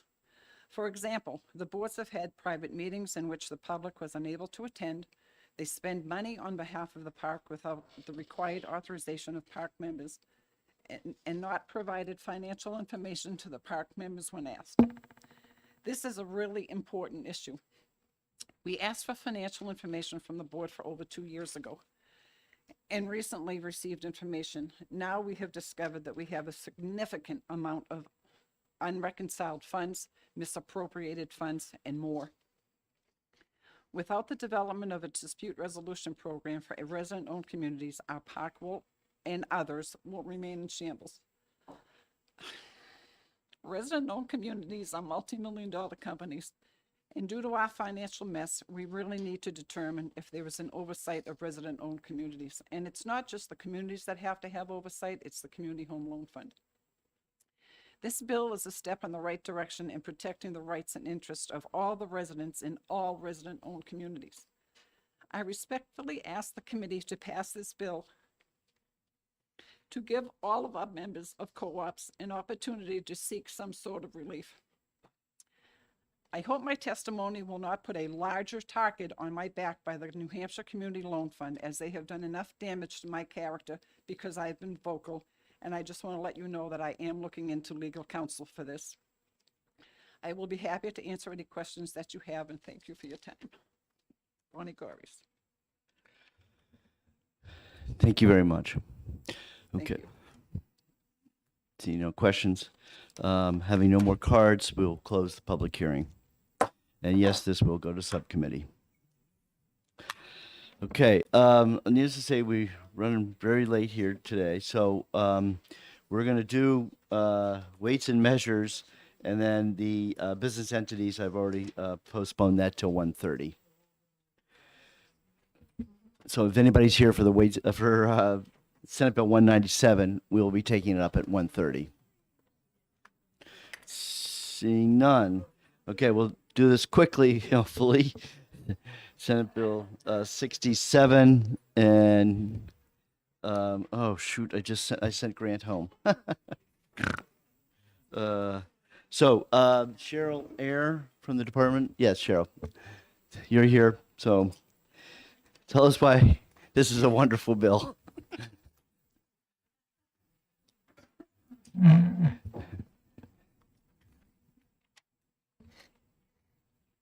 Hello, Mr. Chairman and members of the committee. For the record, my name is Cheryl Ayer. I am the Director of Weights and Measures, which is under the Department of Agriculture, Markets, and Food. I am here to speak in support of Senate Bill 67. The first proposed change provides clarification of authority for us to charge for services provided by the state's metrology lab that are already in rule. The second proposed change refers to RSA 43811 and offers housekeeping changes to provide clarity to the statute. The last change is relative to RSA 438.5 field standards and equipment.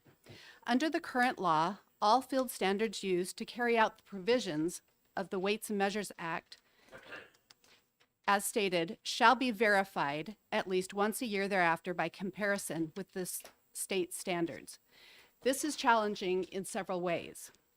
The State Metrology Lab is not equipped to calibrate certain field standards. This includes the 100-gallon volumetric prover used to test fuel and bulk oil meters, the 100 and 220-gallon volumetric provers used to test liquid petroleum gas meters, and linear measures used to inspect firewood. These have been sent out to other state accredited or NIST recognized laboratories, which is a technical violation of the current law. With the development of new technology, such as electric vehicle charging stations or meters dispensing hydrogen fuel, the practice of sending out our testing equipment would need to continue since we do not have the space or equipment available to test these field standards in our own metrology lab. When the original language was written, we were using brass standards in the field that were not as stable as the stainless steel standards used today, which have been documented through history of stability. The stainless steel weights used by our investigators in the field have never been adjusted after calibration, since we are also very diligent about taking good care of our equipment. They have always maintained stability within the tolerance parameters. Calibration on a yearly basis has been shown to be unnecessary unless a field standard has been damaged. Linear measures, such as tape measures, could go 10 years between calibrations. The proposed language allows us to require that all newly purchased state field test equipment be verified upon initial receipt. Then those field standards would be verified at intervals as recommended by the National Conference on Weights and Measures Handbook 105 series, by our own metrology lab, or a National Institute of Standards and Technology NIST recognized lab, as well as an International Laboratory Accreditation Cooperation signatory accredited lab. That is all I have for you. Thank you so much for your time and your consideration. Great. Any questions from the committee members? Seeing none, thank you very much for your testimony. And I do have a copy of my comments. The clerk very much appreciates that. And I might want to reread it myself to think I can understand all of this. All right, thank you. Okay, we will now close the public hearing, recess the public hearing in 67 so that Senator Gannon can have Grant Bossy actually introduce it, which unfortunately I sent him away thinking that we were running too late. But we're going to recess for lunch and be back here at 1:15.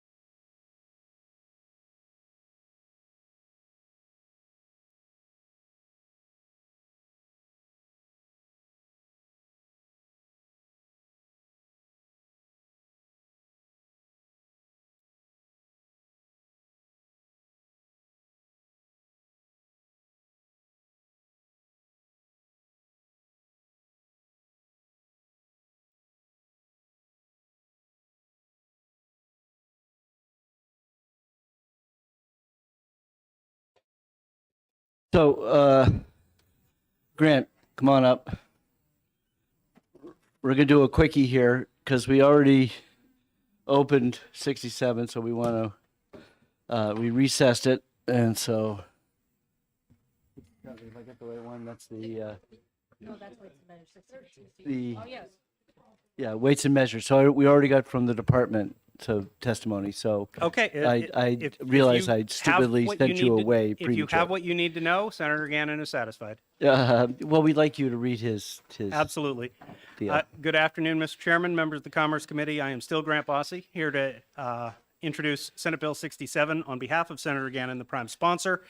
As you know from the Department of Agriculture asked Senator Gannon to introduce the bill, making some changes to the state's weights and measures statutes, most of these included in the National Weights and Measures Handbook.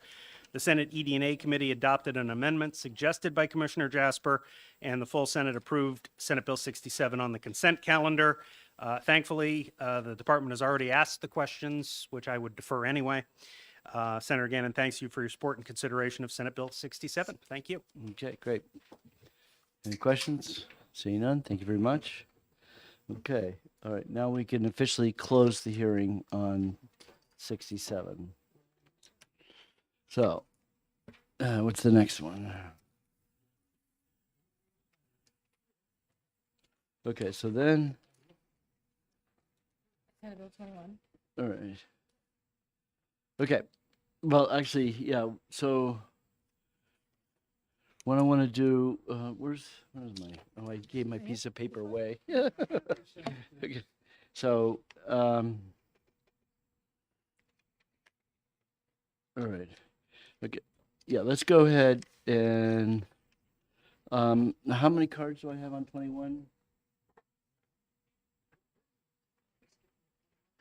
Okay. We don't have much on 21, right? Okay, let's open up 21. Yep, go ahead. Thank you, All right. Mr. Chairman. Good afternoon. I remain Grant Bossy, here to introduce Senate Bill 21 on behalf of Senator Gannon, the bill's prime sponsor. He does appreciate you putting all his bills together so we could pinch it in one go. Senator Gannon filed this bill at the request of the Liquor Commission. This bill would give brewers and microbrewers additional time to complete their paperwork, and it would alleviate concerns they had about the existing deadline, which is on the 10th of each month. Other deadlines, such as the rooms and meals tax, are on the 15th of each month. This bill would permit electronic filing, which is not currently allowed. The Senate passed Senate Bill 21 on the consent calendar. Senator Gannon, thanks you for your consideration of support of Senate Bill 21. I'm happy to get any questions to him. Thank you. Okay, anybody have any questions about going from the 10th to the 15th? All good, thank you. And department will speak if anybody cares. Right? Then anybody wants to ask a question of the commission? See none? All right, we'll close the public hearing on Senate Bill 21. 21, excuse me. All right. And we'll wait 4 minutes so that I can be correct on my time on rescheduling of. Now, yeah, we're going to be doing 197 momentarily here. All right, so for the committee, it's scheduled again for next Wednesday. And then the following Wednesday, because I think it's the 26th, is that one we agree? School vacation week. School vacation week? No, there's no school vacation week. Okay. So, then I have the two business bills that we have left. And then I was going to do the liquor subcommittee in the afternoon of the 26th. 26? Okay. And, but in the morning we'll do, let's see what I had. I had Kevin Avard's bill related to products labeling information guide for requirements for cannabis products and the prohibition and sale of hemp products containing certain levels of THC. And the only other, and then the other one was the relative to resale of event tickets. Is that ticket scalping? Yeah, I think it's. So, yeah, so we have had ticket scalping in the past in this committee. And it was Valancourt, Oh. Steve Valancourt. And he would start off with, well, I guess I shouldn't be talking about it. So, yeah, Which subcommittee? Or do you want a full committee? those three. Yeah, I know, but which subcommittee do you want them under? Oh, I think they're liquor.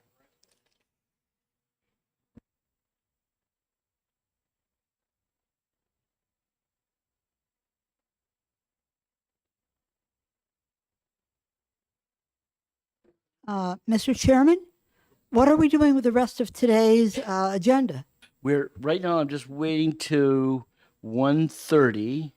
I recessed the hearing on the 197. So, and the sponsor's here, the department's here, and the Secretary of State's office is here, and we're just waiting so that I can do it on time and not be accused of starting a hearing prematurely. Thank you.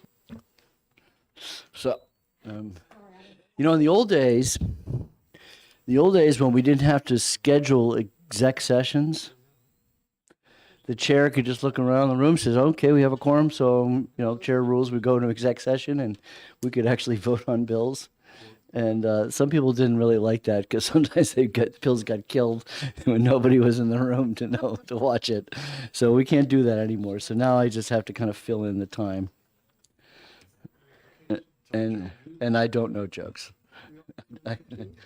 So we will do next Wednesday, the 19th and the 26th. We don't have to have anything out of committee until it's like June, 1st of June. So the month of May we'll be doing, again, we'll do Wednesdays and we'll be doing subcommittees and then obviously the exec session in there. Where are you going? You're going to Paris? It's on a sheet. 6th of May. The 6th of May? Yeah. Okay. For how long are you going to be gone? Just a week. Oh, okay. Okay. Well, it's a nice time. That's right. It's a nice time to go to Paris. Springtime in Paris. There must be a song. A movie. Right. Springtime in Paris. That's right. Okay. We're close enough. All right. So we'll open up the public hearing on Senate Bill 197. And once again, Thank you, Mr. Chairman. This will be my final at-bat with you, unless a senator, of course, asks me to pinch hit on short notice. I remain Grant Bossy from the New Hampshire Senate, here to introduce Senate Bill 197 on behalf of Senator Gannon, the prime sponsor. Senator Gannon introduced this bill at the request of the Department of State. It includes 5 changes. 1, New Hampshire organizations would be allowed to appoint an agent for service of process in the state. 2, foreign business entities would be required to affirm in their application to transact that they are in good standing in the state of incorporation or formation. 3, domestic and foreign benefit corporations would be allowed to use the ending PBC, Public Benefit Corporation, in their name when qualifying to do business in the state. 4, the process of limited partnerships to change their registered agent and office address would be simplified. And finally, 5, fees for certified copies would be changed to $1 per document, and the department would be allowed to establish fees for bulk address changes that are filed electronically. The Senate passed Senate Bill 197 on the consent calendar. The Deputy Secretary is here to answer all of your questions, and Senator Gannon thanks you for your consideration and support of Senate Bill 197. Thank you. great. Thank you very much. Okay. Tom and Aaron are here. So.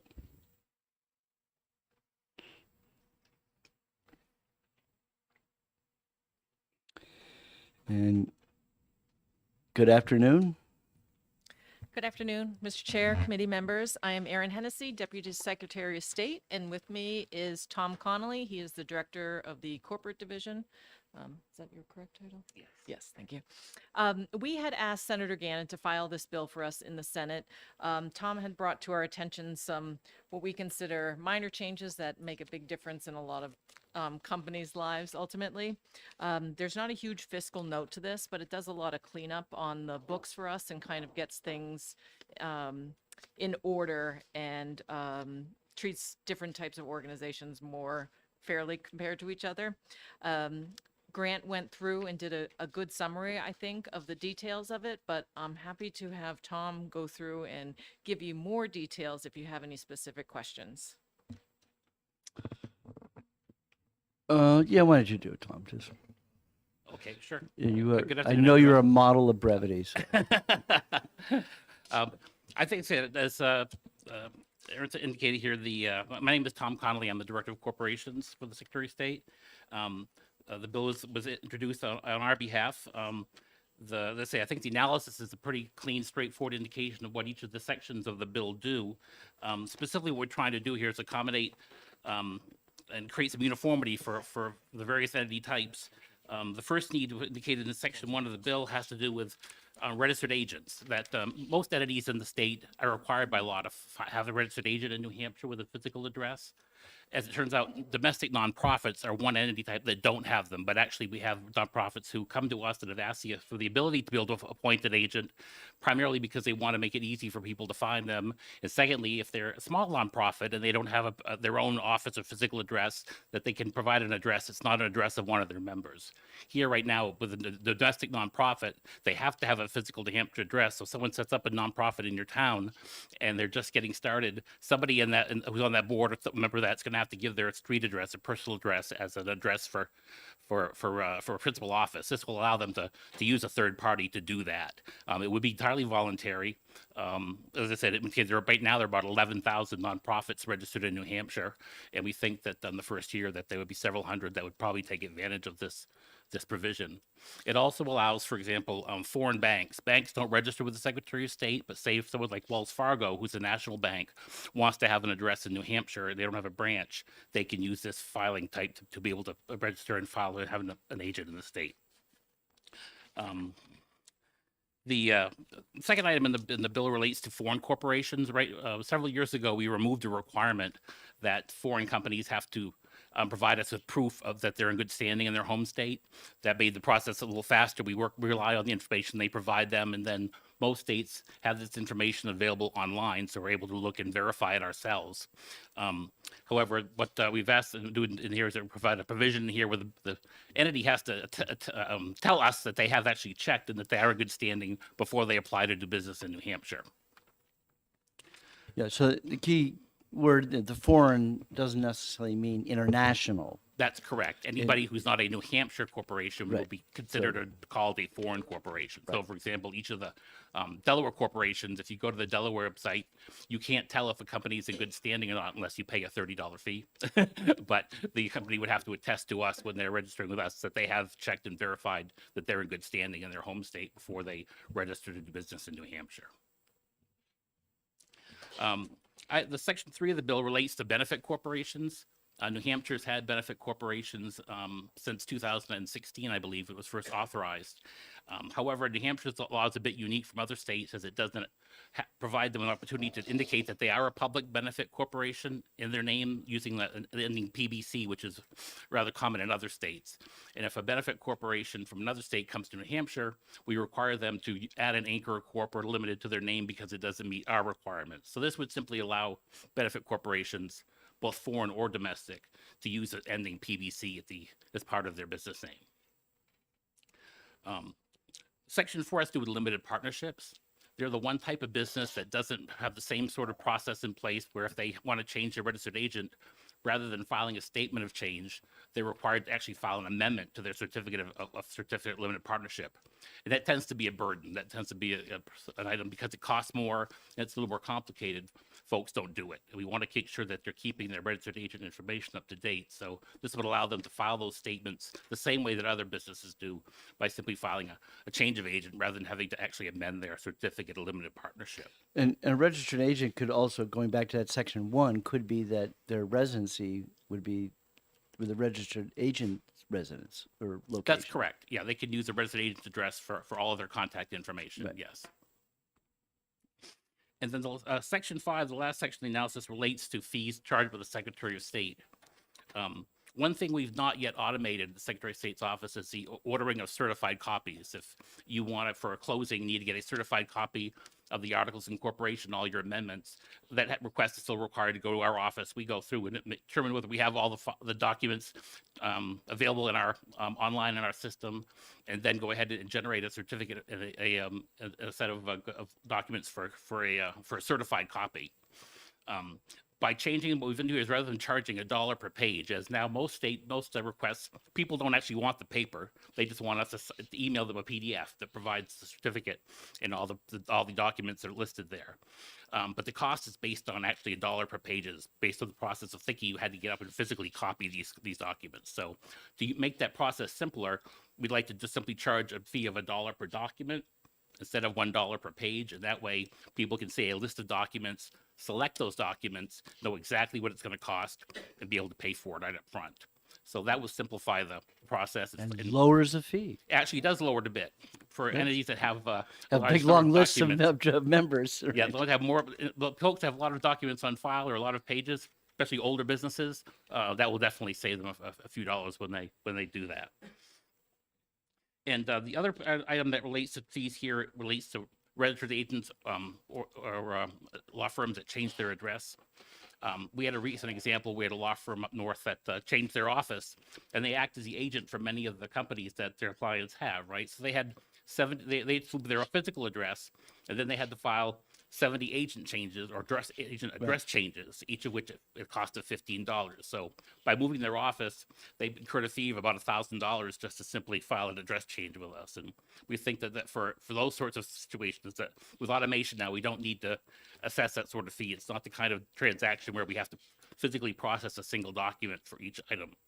We now have a process on our website where a law firm can go and they can find all the companies that they act as agent for, can simply select them and file a single filing with us. So we still charge them the same $15 per entity. So this would give us some ability to be able to set fees for those transactions that would be a little more, again, more friendly to the business environment, to the folks who are acting as The agents. lawyers, because mostly law offices are the ones who are registered agents. In many cases, law offices or private service companies that also offer okay. that service, and accountants, yes. It's so nice of you guys to lower their costs. Law offices, when they move their less expense for moving the office. Okay. Great. Any questions from the committee members? Yeah, Representative Gibbs.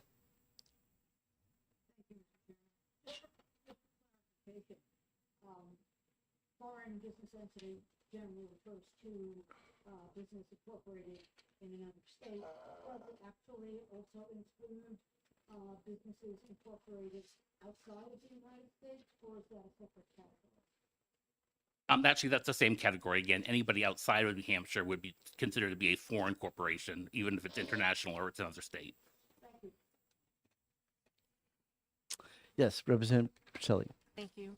I noticed there was a fiscal note, but unfortunately there was no analysis. Do you see this being something that we need to look at as far as a fiscal note, or is it a wash because of the fee structure change? And do you want to speak to that? Sure. I'm not sure what version of the bill that you have, but our analysis was approximately $30,000 in lost revenue per year for the corporate division. But the corporate division does bring in a lot of revenue, and Tom can tell you about what just happened that for annual business filings and the good news on that. It's indicated the costs potentially. We know most registered agents, these large address changes don't happen that frequently. In this past year, we had two of those, two move address changes. One law firm and one a service company, each of which resulted in filing fees of about $30,000. But the previous fiscal year, we had none. We had no businesses that moved at the time. So the amount of money we would lose would be, it's hard to gauge because it's not a frequent occurrence. As far as the cost of making changes on our system to accommodate this, we can do that within the provisions of our current software vendor contract, so we don't have to ask for any additional funds to do that. Do you want to tell them the good news about the business filings? Aaron was indicating about good news about business filings. As I know there's much concern and talk in the media right now about the possibility of an economic downturn. Usually, new business filings is a good indicator of what the business community is thinking and how it's going to happen. If this past month in March, we had it was not a record, but it was close to one of our highest months. We had 1,675 new LLC formations in New Hampshire. Typically 1,100, 1,200 a month. It's been more or less our constant in the last 2 years here. So we haven't seen any drop in business filing and business activity right now. Last year we brought in revenue, I believe it was 4.5 million in unrestricted revenue for business filings, and we certainly expect to exceed that this year. Great. Thank you very much. Thank you. Does anyone else would like to speak on Senate Bill 197? Seeing none, we will close the public hearing.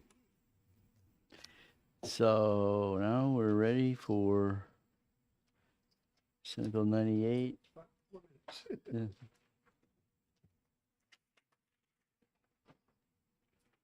Okay.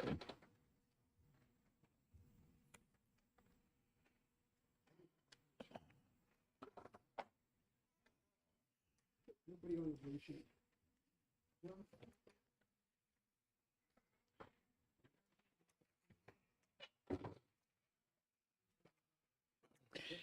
Jeez, John, how are you? I'm doing well. How are you? I'm doing great. I have to say, when I was a member of the committee, it wasn't so so expansive. It's this new configuration. I still haven't gotten used to it. Yeah, It's not as intimate and cozy. It's well, I always kind of like being back there, having the glow behind me.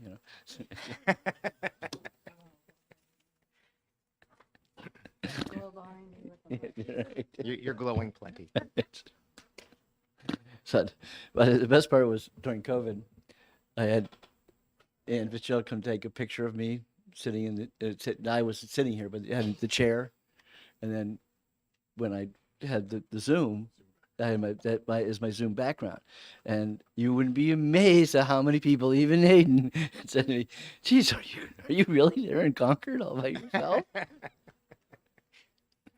But, yeah, then some people had cats walking They by. didn't even know you were really at home in your pajamas.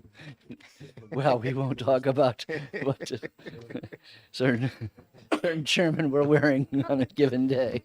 But no, I would have to say that I always, because I never know when I might have to get up and who knows? I don't want to have that happen. Well, I'm very conscious now because this is all YouTube, so yeah, and it will be there forever. That's very reassuring. Okay, we're close enough. We'll open up the public hearing and hear from our former member of the committee, Senator Murphy. Good afternoon, Good Senator. afternoon, Mr. Chairman. It's a pleasure to be back with Commerce. See a lot of familiar faces. This is a very simple bill. It's really a housekeeping measure. The beer distributors in New Hampshire benefit from a little quirk in the law that requires all bills to be paid within 10 business days.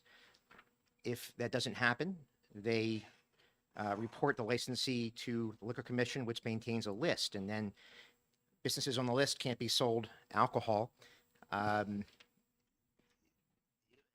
number hasn't been changed in about 30 years, and at the low current number of $100, that's actually kind of a detriment to the distributors because they get fined if they fail to report those businesses to the list. And if you read the minutes of the Liquor Commission, it actually happens fairly often. So all this bill does is update that number to 250. So it's a little bit higher, so they won't get fined as much, and distributors aren't running around chasing checks for $101. So it's a very simple bill, but I'm happy to take questions. Where's Scott? He told me he supported the bill, but it'd be nice if he was here to say that himself. Right. Okay. It is a very unusual circumstance that the state has this in its statute. Yes, it is. Very unique. Any questions from committee members? Yes, Representative Calabro. I guess I don't understand what would be an example of when we would need to do that. Can you kind of paint that picture? Because this is all new to me. I see. So if you have a restaurant, say, that buys a keg of any beer and it costs $150. The beer distributor will show up on the 10th day and say, you need to give me a check for $150. And I mean, they'll drive to the restaurant and ask for the check. And if they fail to do that, or maybe the business owner isn't in, maybe they're, say, in Concord or somewhere, they could be reported, they would have to be recorded to the list, and they could not order any additional alcohol until they had paid that check for $150. So all this does is change the number from 100 to 250. Further question, may inquire. And how often does that happen? Thank you, Well, Chairman. It's honestly, I am a liquor licensee. It's never happened to me, and I've been doing it for 17 years. But I read the minutes of the commission regularly, and it does happen enough. I have probably seen 2 to 3 dozen times in the last few years where various distributors have been charged a fine for not reporting overdue licensees. Yeah, and part of the rationale behind it is because the beer distributors are collecting the 30 cents a gallon tax. So the state of New Hampshire has an interest to make sure the tax got paid in a timely fashion. So in this case, we're holding the distributor responsible, and rather than somewhere down the line. But sure. Yes, Representative Burrows. Just a quick question. 10 days it just kind of surprises me that that's the time period, because most standard businesses, even from a dentist or something, give you 30 days. So just out of curiosity, why 10 days? I think we'd have to go back in time to the legislature that was in place in the 1970s or 80s when this law was originally passed. But it has always been 10 days. All we're seeking to do here is change the number from 100 to 250 to update it. The commission wants its money paid in a timely fashion. Representative Gibbs. Thank you. I'm curious, why not take the specifics of the reportable amount and the time limit out of the statute and instead say that the reportable amount and the time limit shall be established by regulation by the Liquor Commission. And in that way, if it were necessary to change it again in the future, it could be changed without having to change the statute. Thank you for the question. I tend to favor things being done through the legislature. I think that's why we're here. I'm not a big fan of rulemaking as a way to set policy. Having said that, I think also the distributors, they like the current law because they benefit, because the law forces licensees to pay the bill. I think they would be resistant to granting that sort of latitude to the commission. Thank you. Good answer. Okay. Oh, yes, Representative Villa. In real world terms, what does the $250 represent to a business in terms, I guess, in purchasing power? That is approximately the cost of 1 keg of Guinness. It's the cost of less than two kegs of Bud Light. It's probably in the neighborhood of 8 cases of beer, most beers. It's not a whole lot of product, in other words. Very housekeeping legislation. It's pretty minimal. Yes. Thank you, Representative. Okay, great. Thank you. Thanks, Chairman. Is there anybody else who would like to testify on Senate Bill 98? Only fast. Okay. All right, we'll close the public hearing.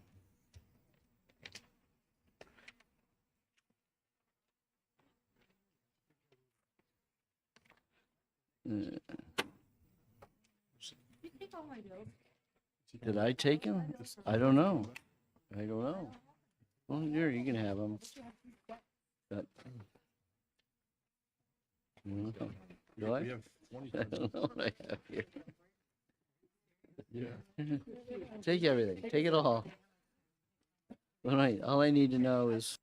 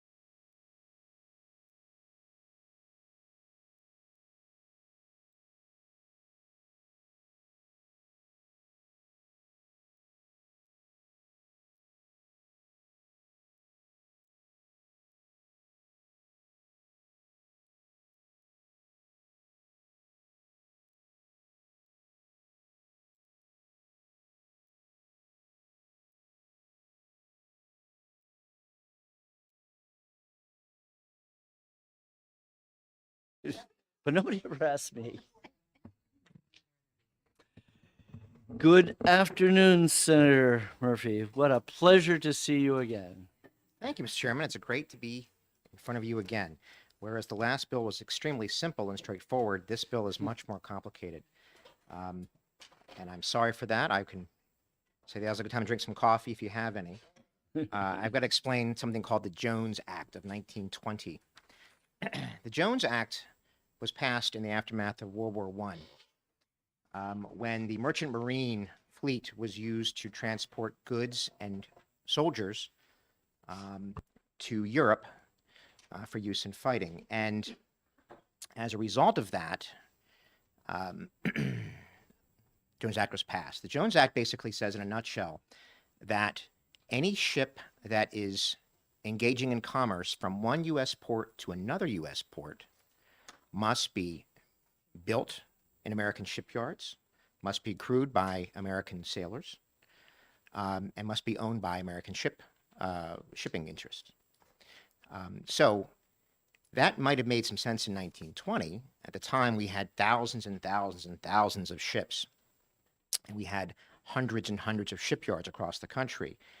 Today, while Japan has over 1,000 shipyards and China has over 2,000 shipyards, we have only 7 major shipyards in the United States, only one of which builds commercial cargo ships. It costs 3 times more to build a ship here than it does overseas. It costs 2.7 times more to operate a U.S. flag vessel. There are, as of now, less than 200 qualified ships to engage in port-to-port commerce in the United States. The average age is over 30 years old, which is basically at their life expectancy. So when you have a high demand for a service and you have a limited supply, what happens to price? It goes up. And we all pay the price for that. Those goods that would be transferred from point to point using water, which is actually fairly environmentally friendly, has to get pushed onto trains and trucks, which are not as environmentally friendly. So there's 2 costs to look at here. There's the financial cost, which we all pay. There's also the environmental cost. So the bill is very simple. We're not in a position to grant waivers as a legislature to the Jones Act, but we are in a position to come up with a number. And I filed this bill last November, December, because at the time we were facing extremely high heating oil cost.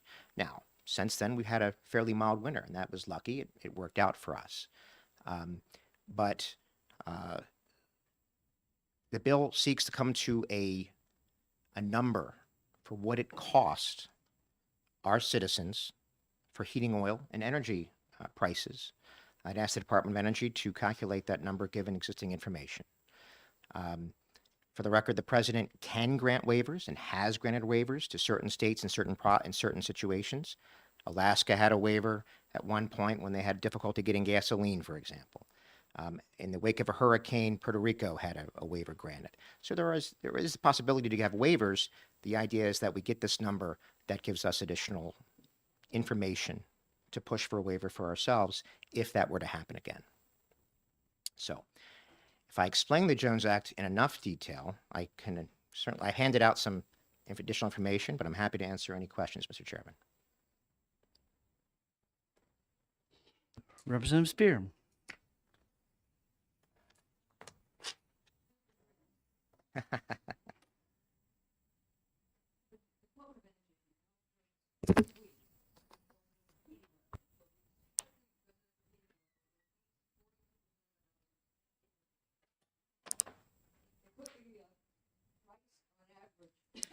That homeowner pays for heating oil every week. What I wanted to do was compare New Hampshire, which gets their heating oil mostly by water, up through New York and up through New York and Boston. It does get some overland. To a state that doesn't get it by any means by water. So the state that doesn't get it by water is Minnesota. Minnesota has the largest oil processing plant in the country that is not an oil producing state. So they're getting the raw oil from here, they're processing it, and they're getting it from the coast, and they're processing it. Doesn't go any further than that, and they start to ship it out to the rest of their state. In November, the heating oil prices, the heating oil difference in price between Minnesota, a non-vote state, and New Hampshire was 30 cents. The difference, New Hampshire was $5.80 a gallon. Minnesota was 30 cents less, according to the Department of Energy. A month later, they realized that the winter wasn't going to be that bad, and the price dropped $1 a gallon all across everybody. And that includes every state in New England, Indiana, Virginia, Delaware, all kinds of states. It all dropped $1 by December 22nd. As of today, New Hampshire pays less than Minnesota pays for heating oil. That's according to the Department of Energy. So that's a non-vote state versus a vote state. So, in the bill, it talks about our high energy prices for heating oil. When in fact, it isn't any higher than a state that has no vote. And right now, it's actually a little bit less. I just want to understand what it is we're looking for here and what the point of all this is when some of the numbers aren't backing up what you're saying. Well, I want to congratulate your representative for asking me the longest question I've ever heard in my 9 years as a member of this legislature. So, would you believe? I understand the gist of your question. My hypothesis, without pulling out a map, is that Minnesota probably has dramatically closer access to oil fields in Canada, North Dakota, et cetera, and probably has better pipeline access than we do here in New Hampshire. Oil flows across the country in a number of ways: train, pipeline, shipping, et cetera. And while they may not have boats directly in Minnesota, they certainly have closer access to the oil fields and to pipelines. Follow on to that, please, if you don't mind. I do understand that absolutely.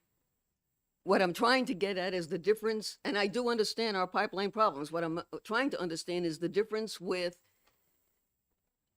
what the impact is of the Jones Act, specifically in this one area, which you call out in the bill, when in fact it doesn't seem to be the difference that you're calling out. The point of the bill is to arrive at the number. How can we say there is no impact to the Jones Act without asking the question? And that's what the bill attempts to do.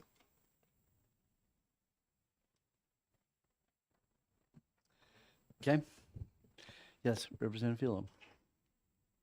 As I understand it, the Jones Act is a federal act. Given that, how does this study accomplish anything aside from more paper, since no matter what the findings would be, this legislature would have no authority over the Jones Act? Thank you. That's certainly a very valid question. I am not one for make work, especially in our busy state agencies. However, it must drive up the cost of heating oil and energy prices in some way. It's simply seeking to quantify the cost. It may be 20 cents a kilowatt hour, or 5 cents a kilowatt hour, 1 cent a kilowatt hour. It simply seeks to quantify the number. There may not be, I mean, it's going to cost something. The idea is that if we have that number, then we're in a position to lobby Washington for a Jones Act waiver if we were to have a difficult winter, which we luckily managed to avoid.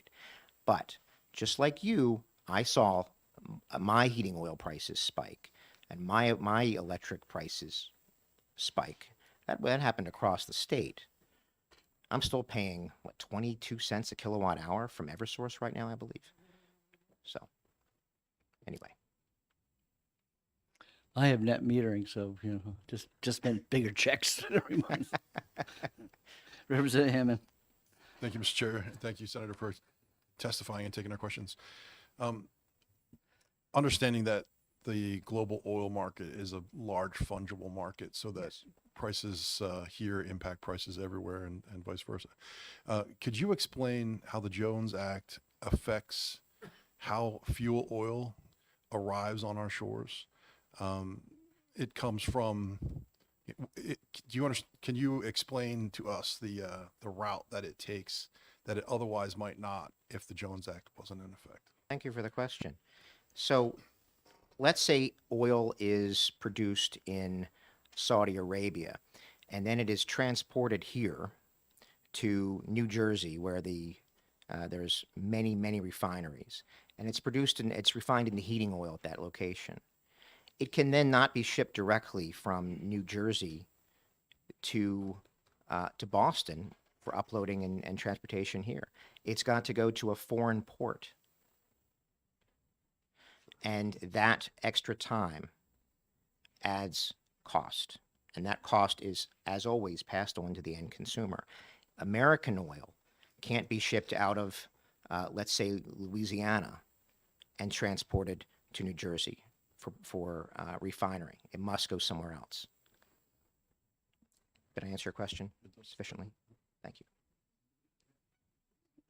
No. Other people have to. So Representative Burrows? Yes, Senator, thanks for taking my question. My question is that, it's a Jones Act is a federal law. And would it be more effective to have a study that combines the New England states rather than having each state do it individually? Wouldn't it perhaps have more impact on the federal government in looking at this issue? Thank you for the question, and that may well be the case. The law is targeted towards New Hampshire because that's where we live. This is the legislature for New Hampshire, so that's why the bill is written as it is. Also, I think that the Department of Energy is going to be, it's going to have at its fingertips information specific to New Hampshire in a way that's easier than, say, information for the region. That's why. Representative Gibbs. Thank you. You mentioned that oil that is shipped from foreign, that is comes from oil wells in foreign countries, and then is shipped, for instance, to New Jersey and refined in the oil refineries there, would then have to go to a foreign country before being shipped to New Hampshire. But my question is that in fact true? And I ask it because I heard a speaker from a company that does shipping in and out of Portsmouth, who said that while there are few to no large tanker vessels that are Jones Act qualified, that there are in fact many barges that ship oil from one U.S. port to another that are Jones Act qualified, and that in fact a great deal of oil does come into New England ports in that way via U.S. registered barges. There are currently under 200 ocean-going Jones Act compliant ships. 9 out of 10 U.S.-built Jones Act compliant ships are barges or tugboats. When I said that the oil would need to go to a different nationality's port after leaving the United States port, of course, that was assuming that it was not a Jones Act compliant ships. The problem is there's just not that many of those ships left. There are some, and yes, some of them do offload in Portsmouth. If there were more, there'd be more competition. Prices would fall. Now Representative Filo. Okay, what was that? Well, who has the question? Representative Herbert. This is an interesting conversation because I didn't even know what the Jones Act was, but I do know that geopolitically, the cost of energy went up everywhere. Yes. primarily, I think, because of the Ukrainian issue. But could we ask or use this information, say, for example, to request from the DOE or maybe even the Biden administration, that there would be a waiver allowed so that we could build more ships or take our boats? We already export a lot of oil and LNG and everything. I don't know what those ships are, but because they're going to foreign ports. So that's okay, right? Under the Jones Law, that doesn't matter? That doesn't matter. That would be okay. But think about the intelligence of this. We're offloading U.S. oil, putting it on ships, saying you can't deliver this to a U.S. port. We've got to go to a different country's port. Meanwhile, those ships are coming out of Europe and unloading, because those are the only ones that can do it, really, other than the few handful of ships that are Jones Act compliant. Right. It just drives up the cost of transporting the oil. So to answer your first part of the question, the idea is yes. I mean, the governor did request a Jones Act exemption back at the beginning of the winter. It was not granted, but this would be additional arrow in his quiver. Who did he ask? He asked the Biden administration. They're the only ones who can do it. Oh, I thought We can request the waiver, but they're the only ones that can consider it and grant it. Okay, I'll leave it at that. Representative Ammon. Yes, this may be a would you believe. But this isn't a partisan issue. This putting the Jones Act under scrutiny. I'm just going to read a quote here from Chris Pappas, who's one of our congressmen. And he said, "I have thought about this and I would support a waiver for the Jones Act to make sure our energy needs are met this winter. There's no reason why, if we've got the resources here in our own country, we shouldn't be using that to fuel our homes and businesses this winter. So that's something I know the New England governors have called for. I support that as well." So our federal delegation might have a little more power to change the current status quo, and the number that you're requesting, would you believe, might give him another arrow in his quiver as well. Thank you for the question, sir. I do believe that. Representative Calabro. Very short. Would you believe that the cost for an oil spill for a ship that does not have the standards of a U.S. manufactured ship would far outweigh the savings that you're concerned about in this study? I do not believe that a foreign crewed and built vessel would be immensely more likely to have an oil spill than an American-made ship. Follow up? Further question, may inquire. That is not the case. Would you believe?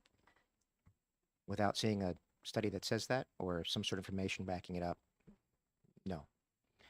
But thank you for the question. Representative Sullivan. Yeah, thanks for taking my question. I'm just curious, what it's going to be the Department of Energy that's in charge of figuring this out. Do you know, like, so when you say committee, is it going to have senators and representatives on it, or is it just they're going to be tasked with figuring it out? And do you know if they have the appropriate skill set within their department to figure that out in a believable way?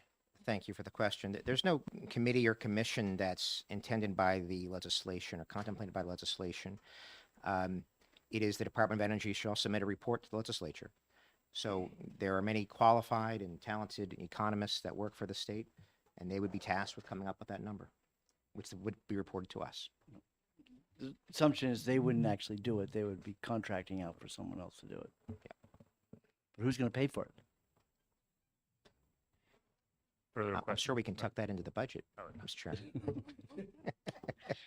Well, I just wonder if I can have an assessment on my energy bill. That was my question. I was Oh, just curious further who was question. going to pay for it. Yeah. But What's you that? asked. I was, how are we going to pay for it? What's it going to cost? Yeah.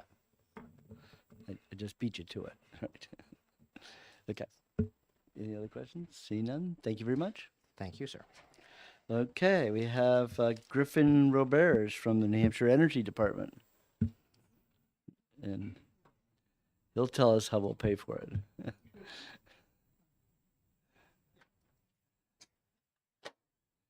And he takes no position. He found a new category called neutral.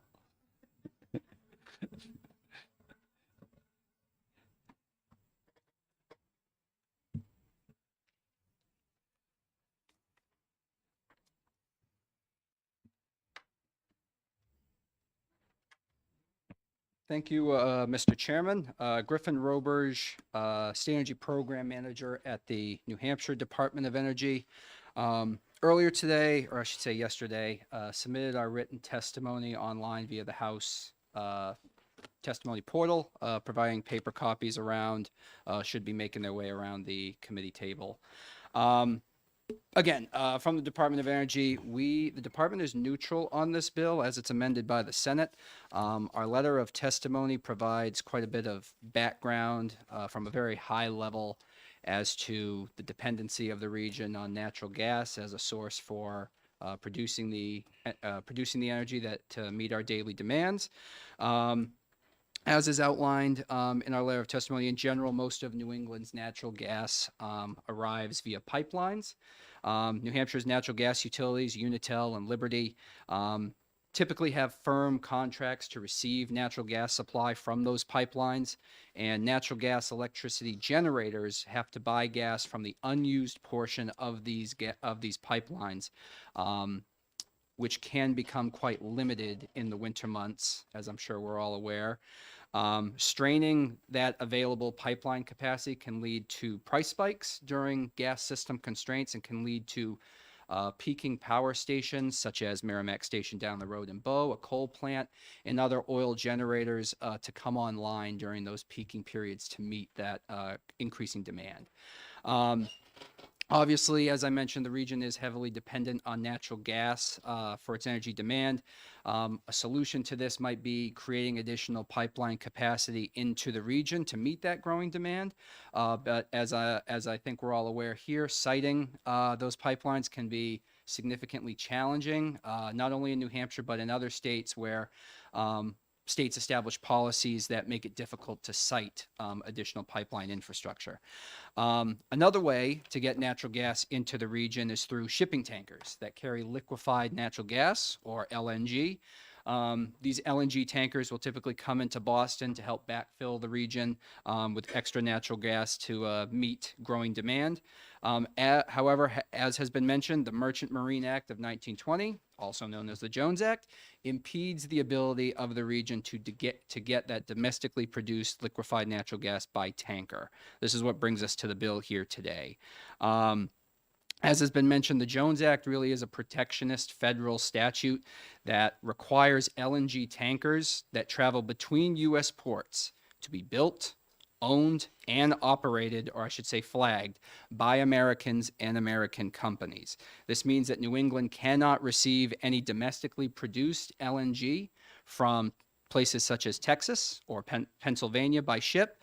In essence, the Jones Act precludes all U.S. produced LNG from being delivered to New England unless it's carried on an American ship that, again, is built, owned, and operated by Americans and American companies. While the U.S. is the largest exporter of LNG, there are no Jones Act compliant LNG tankers that are available. No LNG tankers have been built in the U.S. since roughly the late 1970s into the 1980s. Based on a cursory review, I think there's around roughly 12 LNG tankers that were constructed in U.S. ports between 77 and 80 that could potentially be reflagged and recrewed to become Jones Act compliant. However, all of those ships are currently flagged for other countries. Additionally, most LNG tankers, as has been mentioned, are produced in foreign countries at cheaper cost. They're not produced here because the costs are higher. This tends to leave New England dependent on foreign liquefied natural gas imports. Primarily, I'm not sure if anyone on this committee is familiar with it, but there's a little island off the coast of, I believe, Venezuela called the Republic of Trinidad and Tobago. You might not believe it, but they're a very small island, but they're one of the largest LNG producers in the world. And they typically ship most of their stuff here to the U.S. Major geopolitical events, as has been mentioned, like Russia's invasion of the Ukraine, have seen LNG tankers being sent typically to Europe to meet their growing energy demand, because Russia has suspended its energy exports over to Europe during this time. And again, these geopolitical events have caused significant turmoil in global energy markets. And again, as has been mentioned, in July of last year, New England's governors, including Governor Sununu, sent a letter to the U.S. Department of Energy asking the Biden administration to explore suspending the Jones Act for the winter, for this past winter. These governors met with U.S. Department of Energy Secretary Jennifer Granholm in September of last year. And while the administration indicated its continuing approach to enhance its partnership with the region, no waiver from the Jones Act was issued. I'd like to turn back a little bit to the bill. I know I've gone off course here, but the bill requires the Department of Energy to produce a report to the legislature on the estimated impact of the Jones Act on New Hampshire's heating fuel and energy market. And the bill requires the report to be completed by June 1 of 2024. While the department is neutral on the bill, we would like to see 3 amendments to the bill should it move forward. The first, as is seen in the back of the last page of my letter of testimony, the current bill reads that the department shall report on the estimated impact of the Jones Act. Estimated impact, in our opinion, is quite broad.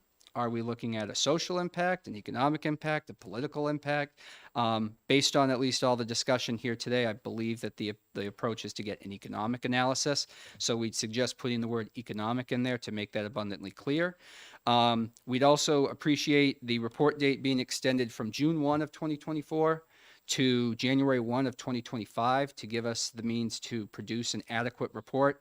And then finally, as I know has been mentioned in the previous testimony, the department would appreciate a $250,000 appropriation in this bill in order to complete that report. The reason being is that we would need that appropriation to retain the services of an outside consultant to complete this report.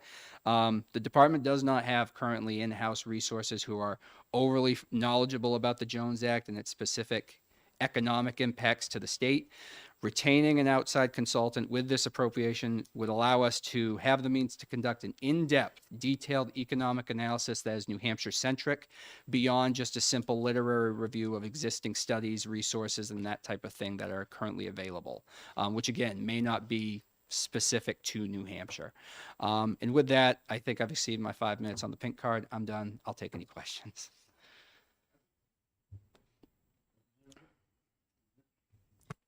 Representative Herbert. Thank you. I'm still trying to get my head around what sounds to me like a very complicated problem. But if my understanding is under the Jones Act, an LNG tanker can go from New Orleans to, I don't know where, Europe. But what happens then? Is it got to come back empty? Sure. So thank you for the question. So the Jones Act is really an intra-RA national federal statute. Is that it requires goods such as LNG that are being shipped between U.S. ports need to be ships that are owned, operated, and built by Americans and American companies. As I mentioned, it precludes any type of domestically produced LNG that's produced here in America, say from like Texas or Pennsylvania, from being shipped from those areas all the way up here to Boston and into the region. So as I mentioned, the region at those times of high constraint are dependent on foreign exports made from, to your point, say Spain to Boston to provide that LNG, or in reality, Trinidad and Tobago. There are instances where, and it's certainly the case where a lot of the domestically produced LNG, say in Texas or Pennsylvania, are currently being put on a ship, sent to Europe. And that can be done through contracts that those private companies make and everything like that. But when it comes to accessing domestically produced LNG and transporting it by tanker, that's where you trigger the Jones Act. That's where those ships fall under the protectionist statute. Hopefully that makes sense. It helps. Representative Ammon. Thank you, Mr. Chair. Thank you for taking our questions. I have 2 related questions. What percentage of the LNG that we use in our market is shipped versus piped? That's the first question. Sure, that's a very good question. I don't have that. That data available now, but doesn't answer your immediate question, but overall, the region, its dependency on natural gas, the region as a whole typically depends about 50% of its overall energy portfolio is staked in natural gas. So again, when a region is highly dependent on one type of fuel for its energy, and then demand grows and supply doesn't meet that demand, you're going to see those price spikes that increase demand, and we want to get more natural gas into the region. I can certainly look into that a little bit, follow up with the committee, but Yeah, I just don't a have a rough specific answer to the question percentage. today. And follow up? Further question? And this is just for my own curiosity. Natural gas in the wintertime, we rely on it to generate electricity, and people also rely on it to heat their homes. And isn't there a rule, if my memory serves, there's a rule that says the natural gas has to be prioritized for heating of homes That's over correct. electric generation? That's correct. And then when that happens, other sources have to come online to the coal and the oil that you mentioned earlier has to fill in. That's correct. So Okay. typically, as you mentioned, what is it? Natural gas pipeline capacity is prioritized for natural gas utilities like Liberty, like Unitil, who provide that natural gas for home heating. Any excess capacity that's available on those pipelines is bought up by electric producers who, or I should say, electricity generators who use the natural gas to produce electricity for the region. When there's not enough, and there's limited, again, there's strained pipeline capacity, that's where you get to that point where you start having those price spikes, that limited supply, and that's where you have power plants come online. They're typically only operate during these peaking periods, such as Merrimack Station or oil facilities around the region that come online to help meet that growing demand. Further question?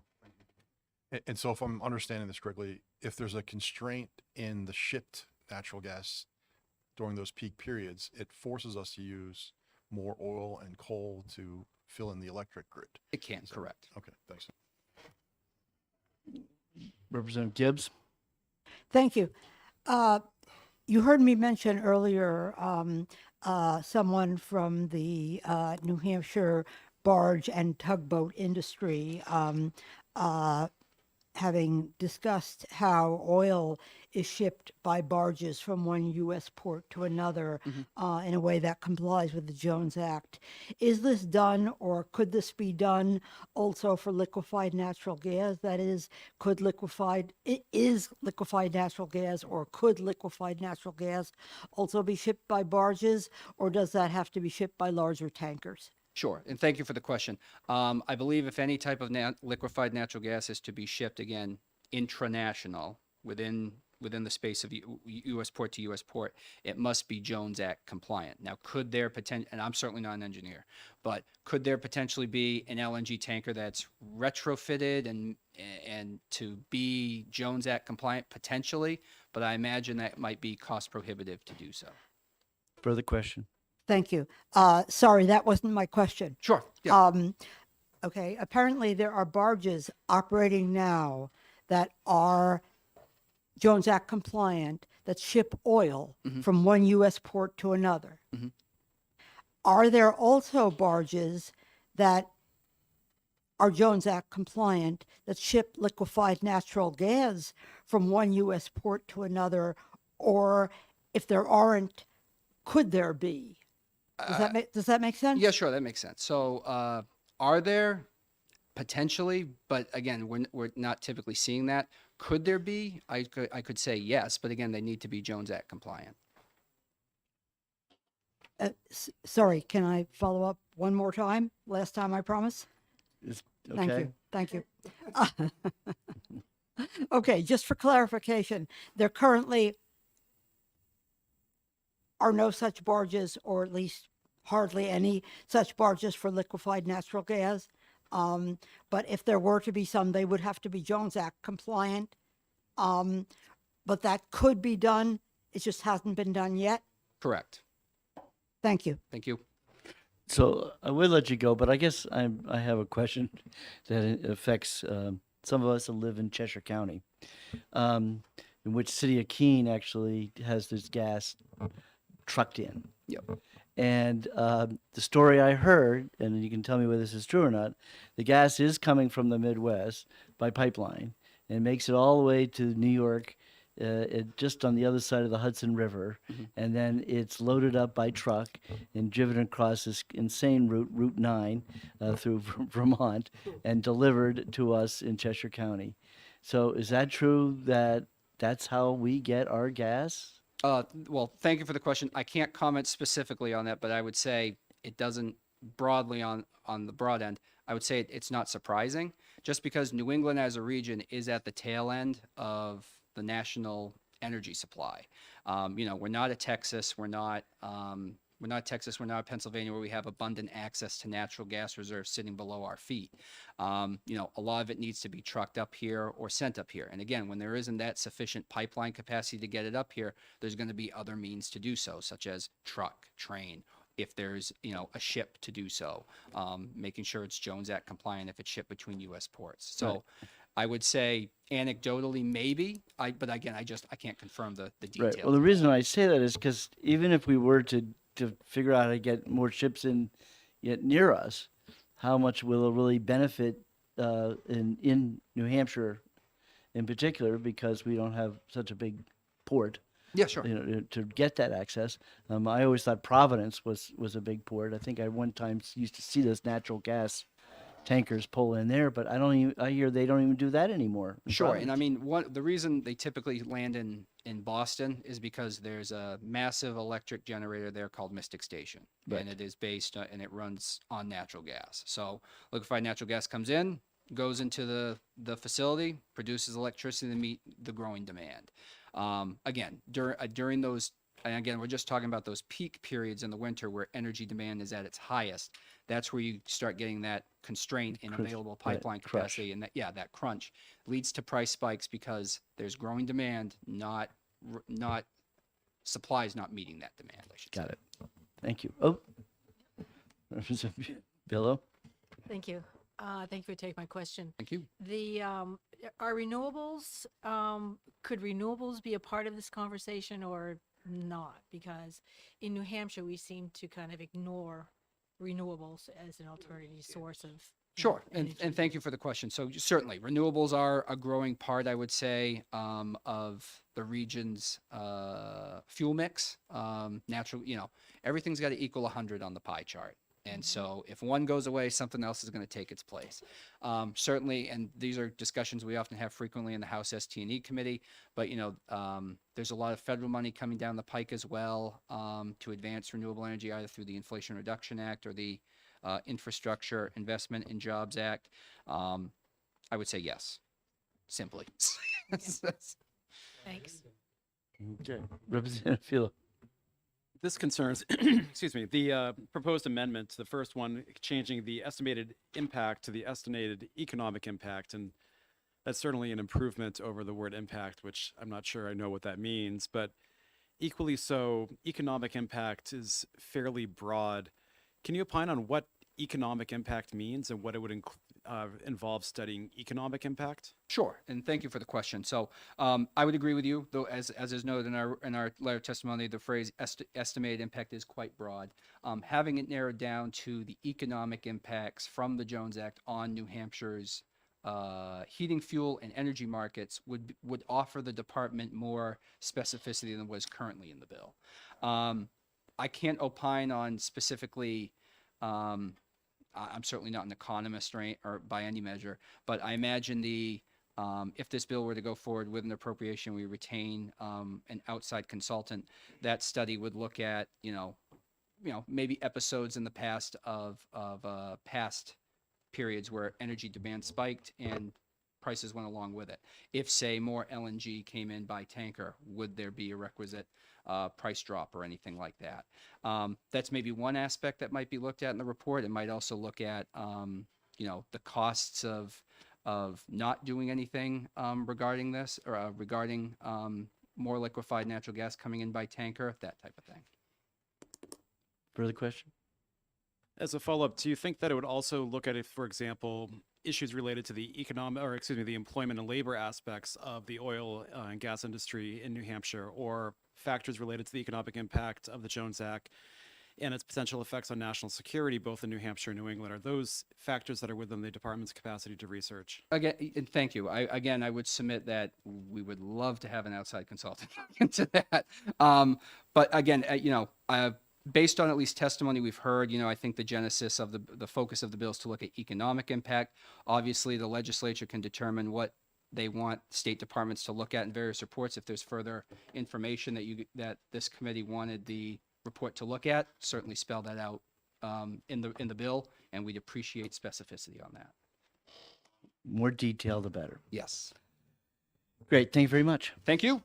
Chair will call on Representative Yuri Polozzo, who's in support of the bill. Thank you, Mr. Chair, members of committee. For the record, my name is Yuri Polozov, Merrimack 10, representing Hooksett and Dunbarton. I was very excited when Senator Murphy submitted this bill. As you heard in this testimony, all our constituents paying higher prices for energy, and it's important to investigate this. I see it's Jones Act as it is very insulting to our maritime industry, because our other industries are competing in some way, like in auto industry. Ford and Tesla produced in the US successfully compete with vehicles, for example, produced in Mexico. In aerospace, Boeing competes with European producers of civilian aircrafts and so on. So I'm totally optimistic that our maritime industry can and should be able to compete with foreign vessels. And I agree with a line of questioning that Representative Spear was doing about non-board states. Yes, there could be other ways to lower energy in New Hampshire. For example, building pipelines or energy corridors from Canada. But if you was here long enough, you know that it's politically almost impossible to build a pipeline through New Hampshire or energy corridor through here. So shipping to Boston area of energy is crucial for us. And for all these reasons, we need to get to the data to estimate this economic impact, so our governor and our U.S. State Representative Chris Pappas would have solid data to fight for our constituents and to lower energy prices here. Please support this bill. Thank you. Great, thank you. See no questions. Got one more card left to Kyle Burleson, representing and American Wasteways Operators, but without the T. Okay, AWO.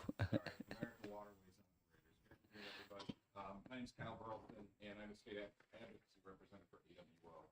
AWO is the National Trade Association for the Federal Bargaining Industry. About 300 members throughout the United States, including those serving in Port of Portsmouth. I'm testifying in opposition to the bill, and I'll explain why. My testimony I uploaded onto that portal, so you all have access to it, along with footnotes where I cite where I get some information. Jones Act has been repeated here. Is a United States law requiring the cargo. I'm sorry. Thank you. Jones Act is a United States law requiring cargo moved between U.S. ports be transported on vessels owned by U.S. companies, built in U.S. shipyards, and crewed by U.S. mariners. The men and women of the U.S. towing industry, who we represent, comprise the largest segment of the 40,000 vessel strong Jones Act fleet. That's 40,000 vessels, not the couple hundred that I heard earlier. They play a vital role in the nation's supply chain. Whereas SB 102 portrays the Jones Act as small and insubstantial, in truth, the U.S. maritime industry supports more than 650,000 people and contributes more than $150 billion annually in economic input. In New Hampshire alone, the maritime industry contributes over $230 million annually to the state economy provides good family wage jobs for New Hampshire residents. The United States domestic maritime fleet and international carriers work in tandem to provide timely fuel delivery in New Hampshire. In 2022, the Port of Portsmouth saw 96 vessel deliveries of home heating oil and other important fuel products, amounting to about 2 vessels per week, totaling millions of barrels of fuel for New Hampshire residents. However, owing largely to New Hampshire's proximity to Canada, around 2/3 of New Hampshire's fuel deliveries are sourced in St. John's, New Brunswick, and carried on international or non-Jones Act vessels. While U.S. vessel operators have a healthy presence in Portsmouth, delivering fuel and conducting ship assist work and building more vessels in New England shipyards to support the market, it is erroneous to direct concerns over the cost of home heating oil towards the Jones Act when 2/3 of New Hampshire's fuel shipments are made on international vessels. Indeed, the bill references waivers to the Jones Act as a way to decrease fuel costs. While it does that, the cost of shipping has virtually no impact on the cost of fuel to consumers. Fuel prices on the world market are determined by oil companies and energy traders, and any transportation savings is pocketed by those energy traders. We've seen this wherever Jones Act waivers are issued. In short, when the Jones Act is waived, it is oil traders, not consumers, and certainly not American mariners who benefit. The Jones Act has broad support across the political spectrum as well as across the United States. Ensuring that Americans serve Americans helps both workers and businesses, but the Jones Act also serves the United States in another important respect: national security. General Jacqueline von Ovest, commander of U.S. Transportation Command, testified recently in a House Armed Services Committee hearing that the Jones Act, along with other federal laws and policies, ensure we have the necessary U.S. flag capability and U.S. mariners during peacetime and are ready to move sensitive defense materials during a national emergency. In 2020, a bipartisan group of national lawmakers described the Jones Act as an important asset to our military, noting that U.S. crewed vessels around the world expand our military's horizon by serving as the eyes and ears of our nation, and in keeping our military well supplied. Losing the Jones Act, they concluded, would hurt our ability to project power during a time of war or national emergency, and this is no less true for New Hampshire. Port of Portsmouth is one of the Navy's most important operational areas in the country, and the Jones Act ensures the Navy can charter American vessels with American mariners, both regulated by the U.S. Coast Guard, to assist with its operations. The importance of the Jones Act to national security is further highlighted by recent stories regarding the possible use of Chinese-manufactured harbor cranes by the Chinese Communist Party to gather information about American ports, some of our most critical pieces of infrastructure. Weakening the Jones Act would go beyond that, allowing foreign nationals to move products, including dangerous ones such as petroleum products and fertilizer, throughout our nation's extensive coastal and inland waterways. This is just one reason the Jones Act has such strong support from our military. AWO member and partner companies are proud to serve the people of New Hampshire as a frontline industry to its energy supply chain, and recent studies on the economic impact of the Jones Act has affirmed its importance to the nation. For instance, in 2013, the Government Accountability Office found that the Jones Act helped ensure reliable regular service between the United States and Puerto Rico, and concluded this service was important to the economy there. In 2020, a Boston and Hawaii-based economist released a study finding the Jones Act had no significant impact on the cost of living in Hawaii. Most recently, in 2022, and I think you have a handout showing this, as gas prices were peaking, a study found that the Jones Act contributed less than 1 cent to the overall cost of gasoline per gallon. The Jones Act has stood up to all rational assessment, and we believe that a study that assesses its impact specifically on New Hampshire would arrive at the same general conclusions we've seen in these previous studies. It will cost the state tens of thousands of dollars, an untold amount of time, and ignore real drivers for increased heating fuel costs. And it would also give some extreme interest groups the opportunity to exploit the mere existence of such a study to create the perception of mounting opposition to the Jones Act. For these reasons, we urge the committee to vote against this bill.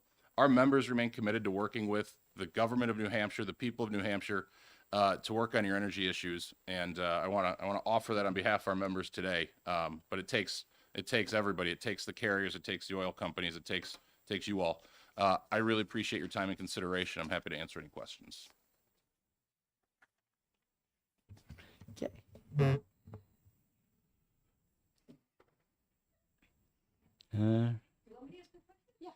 A real question now.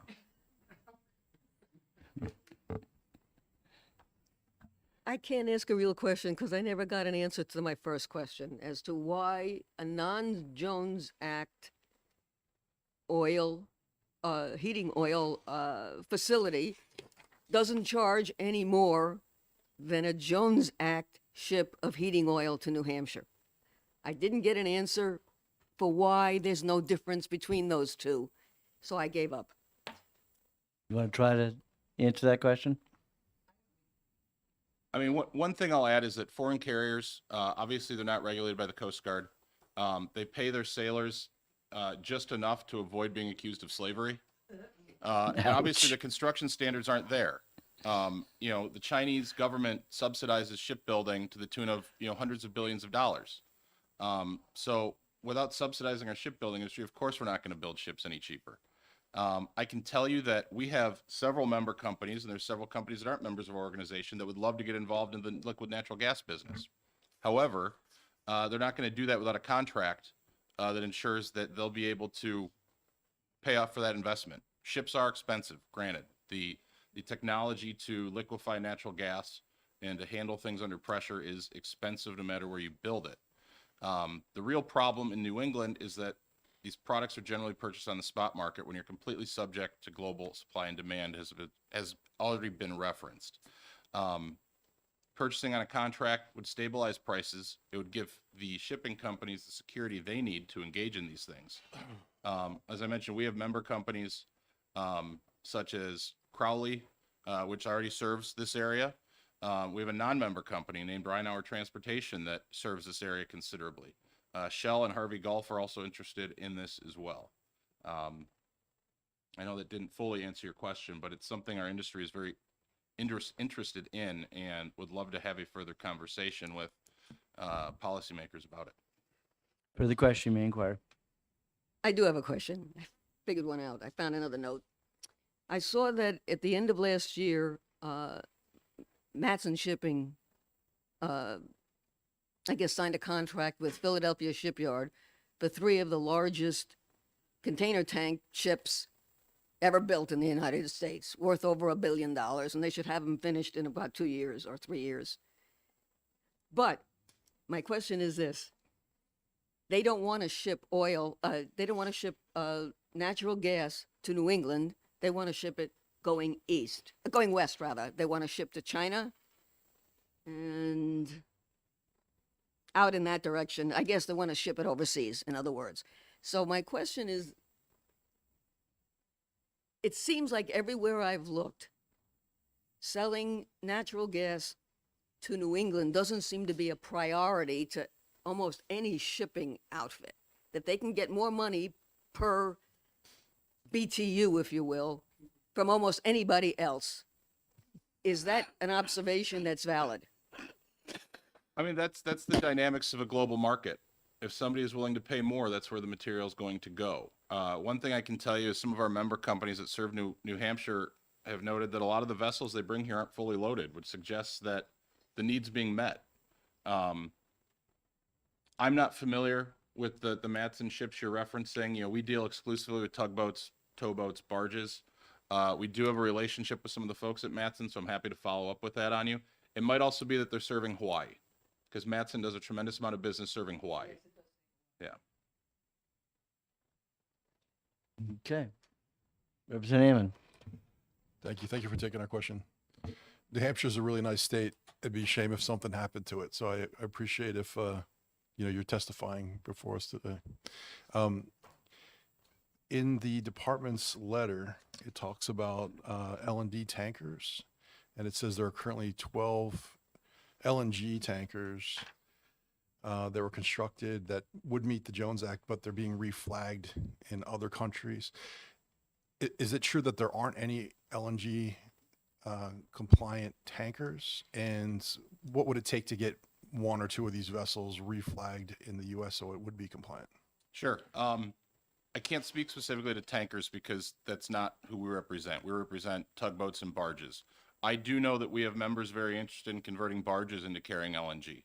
But again, the cost of that means they need a long-term contract to help justify their investment. Reflagging a vessel is possible, although it is difficult. I believe it requires an act of Congress, but it has happened before. I'm sure it will happen again. You know, and that would be more, it's a lot more likely that's a ship that was built in America, was a Jones Act vessel, left the service and came back. It's going to be a lot harder politically to flag a vessel in the United States that wasn't built in the United States. Representative Gibbs. Thank you. you said that it would be possible to convert some of the barges that are currently operating in and out of U.S. ports to ship liquefied natural gas. Did I understand you correctly that the issues are not really technological, but rather matters of cost? Yes, ma'am. Thank you. Okay, thank you very much. Thank you. So are you the barges that I see in Pittsburgh that push all the coal up and Absolutely. down, up and down the Yep. river? Yeah. Coal and coke.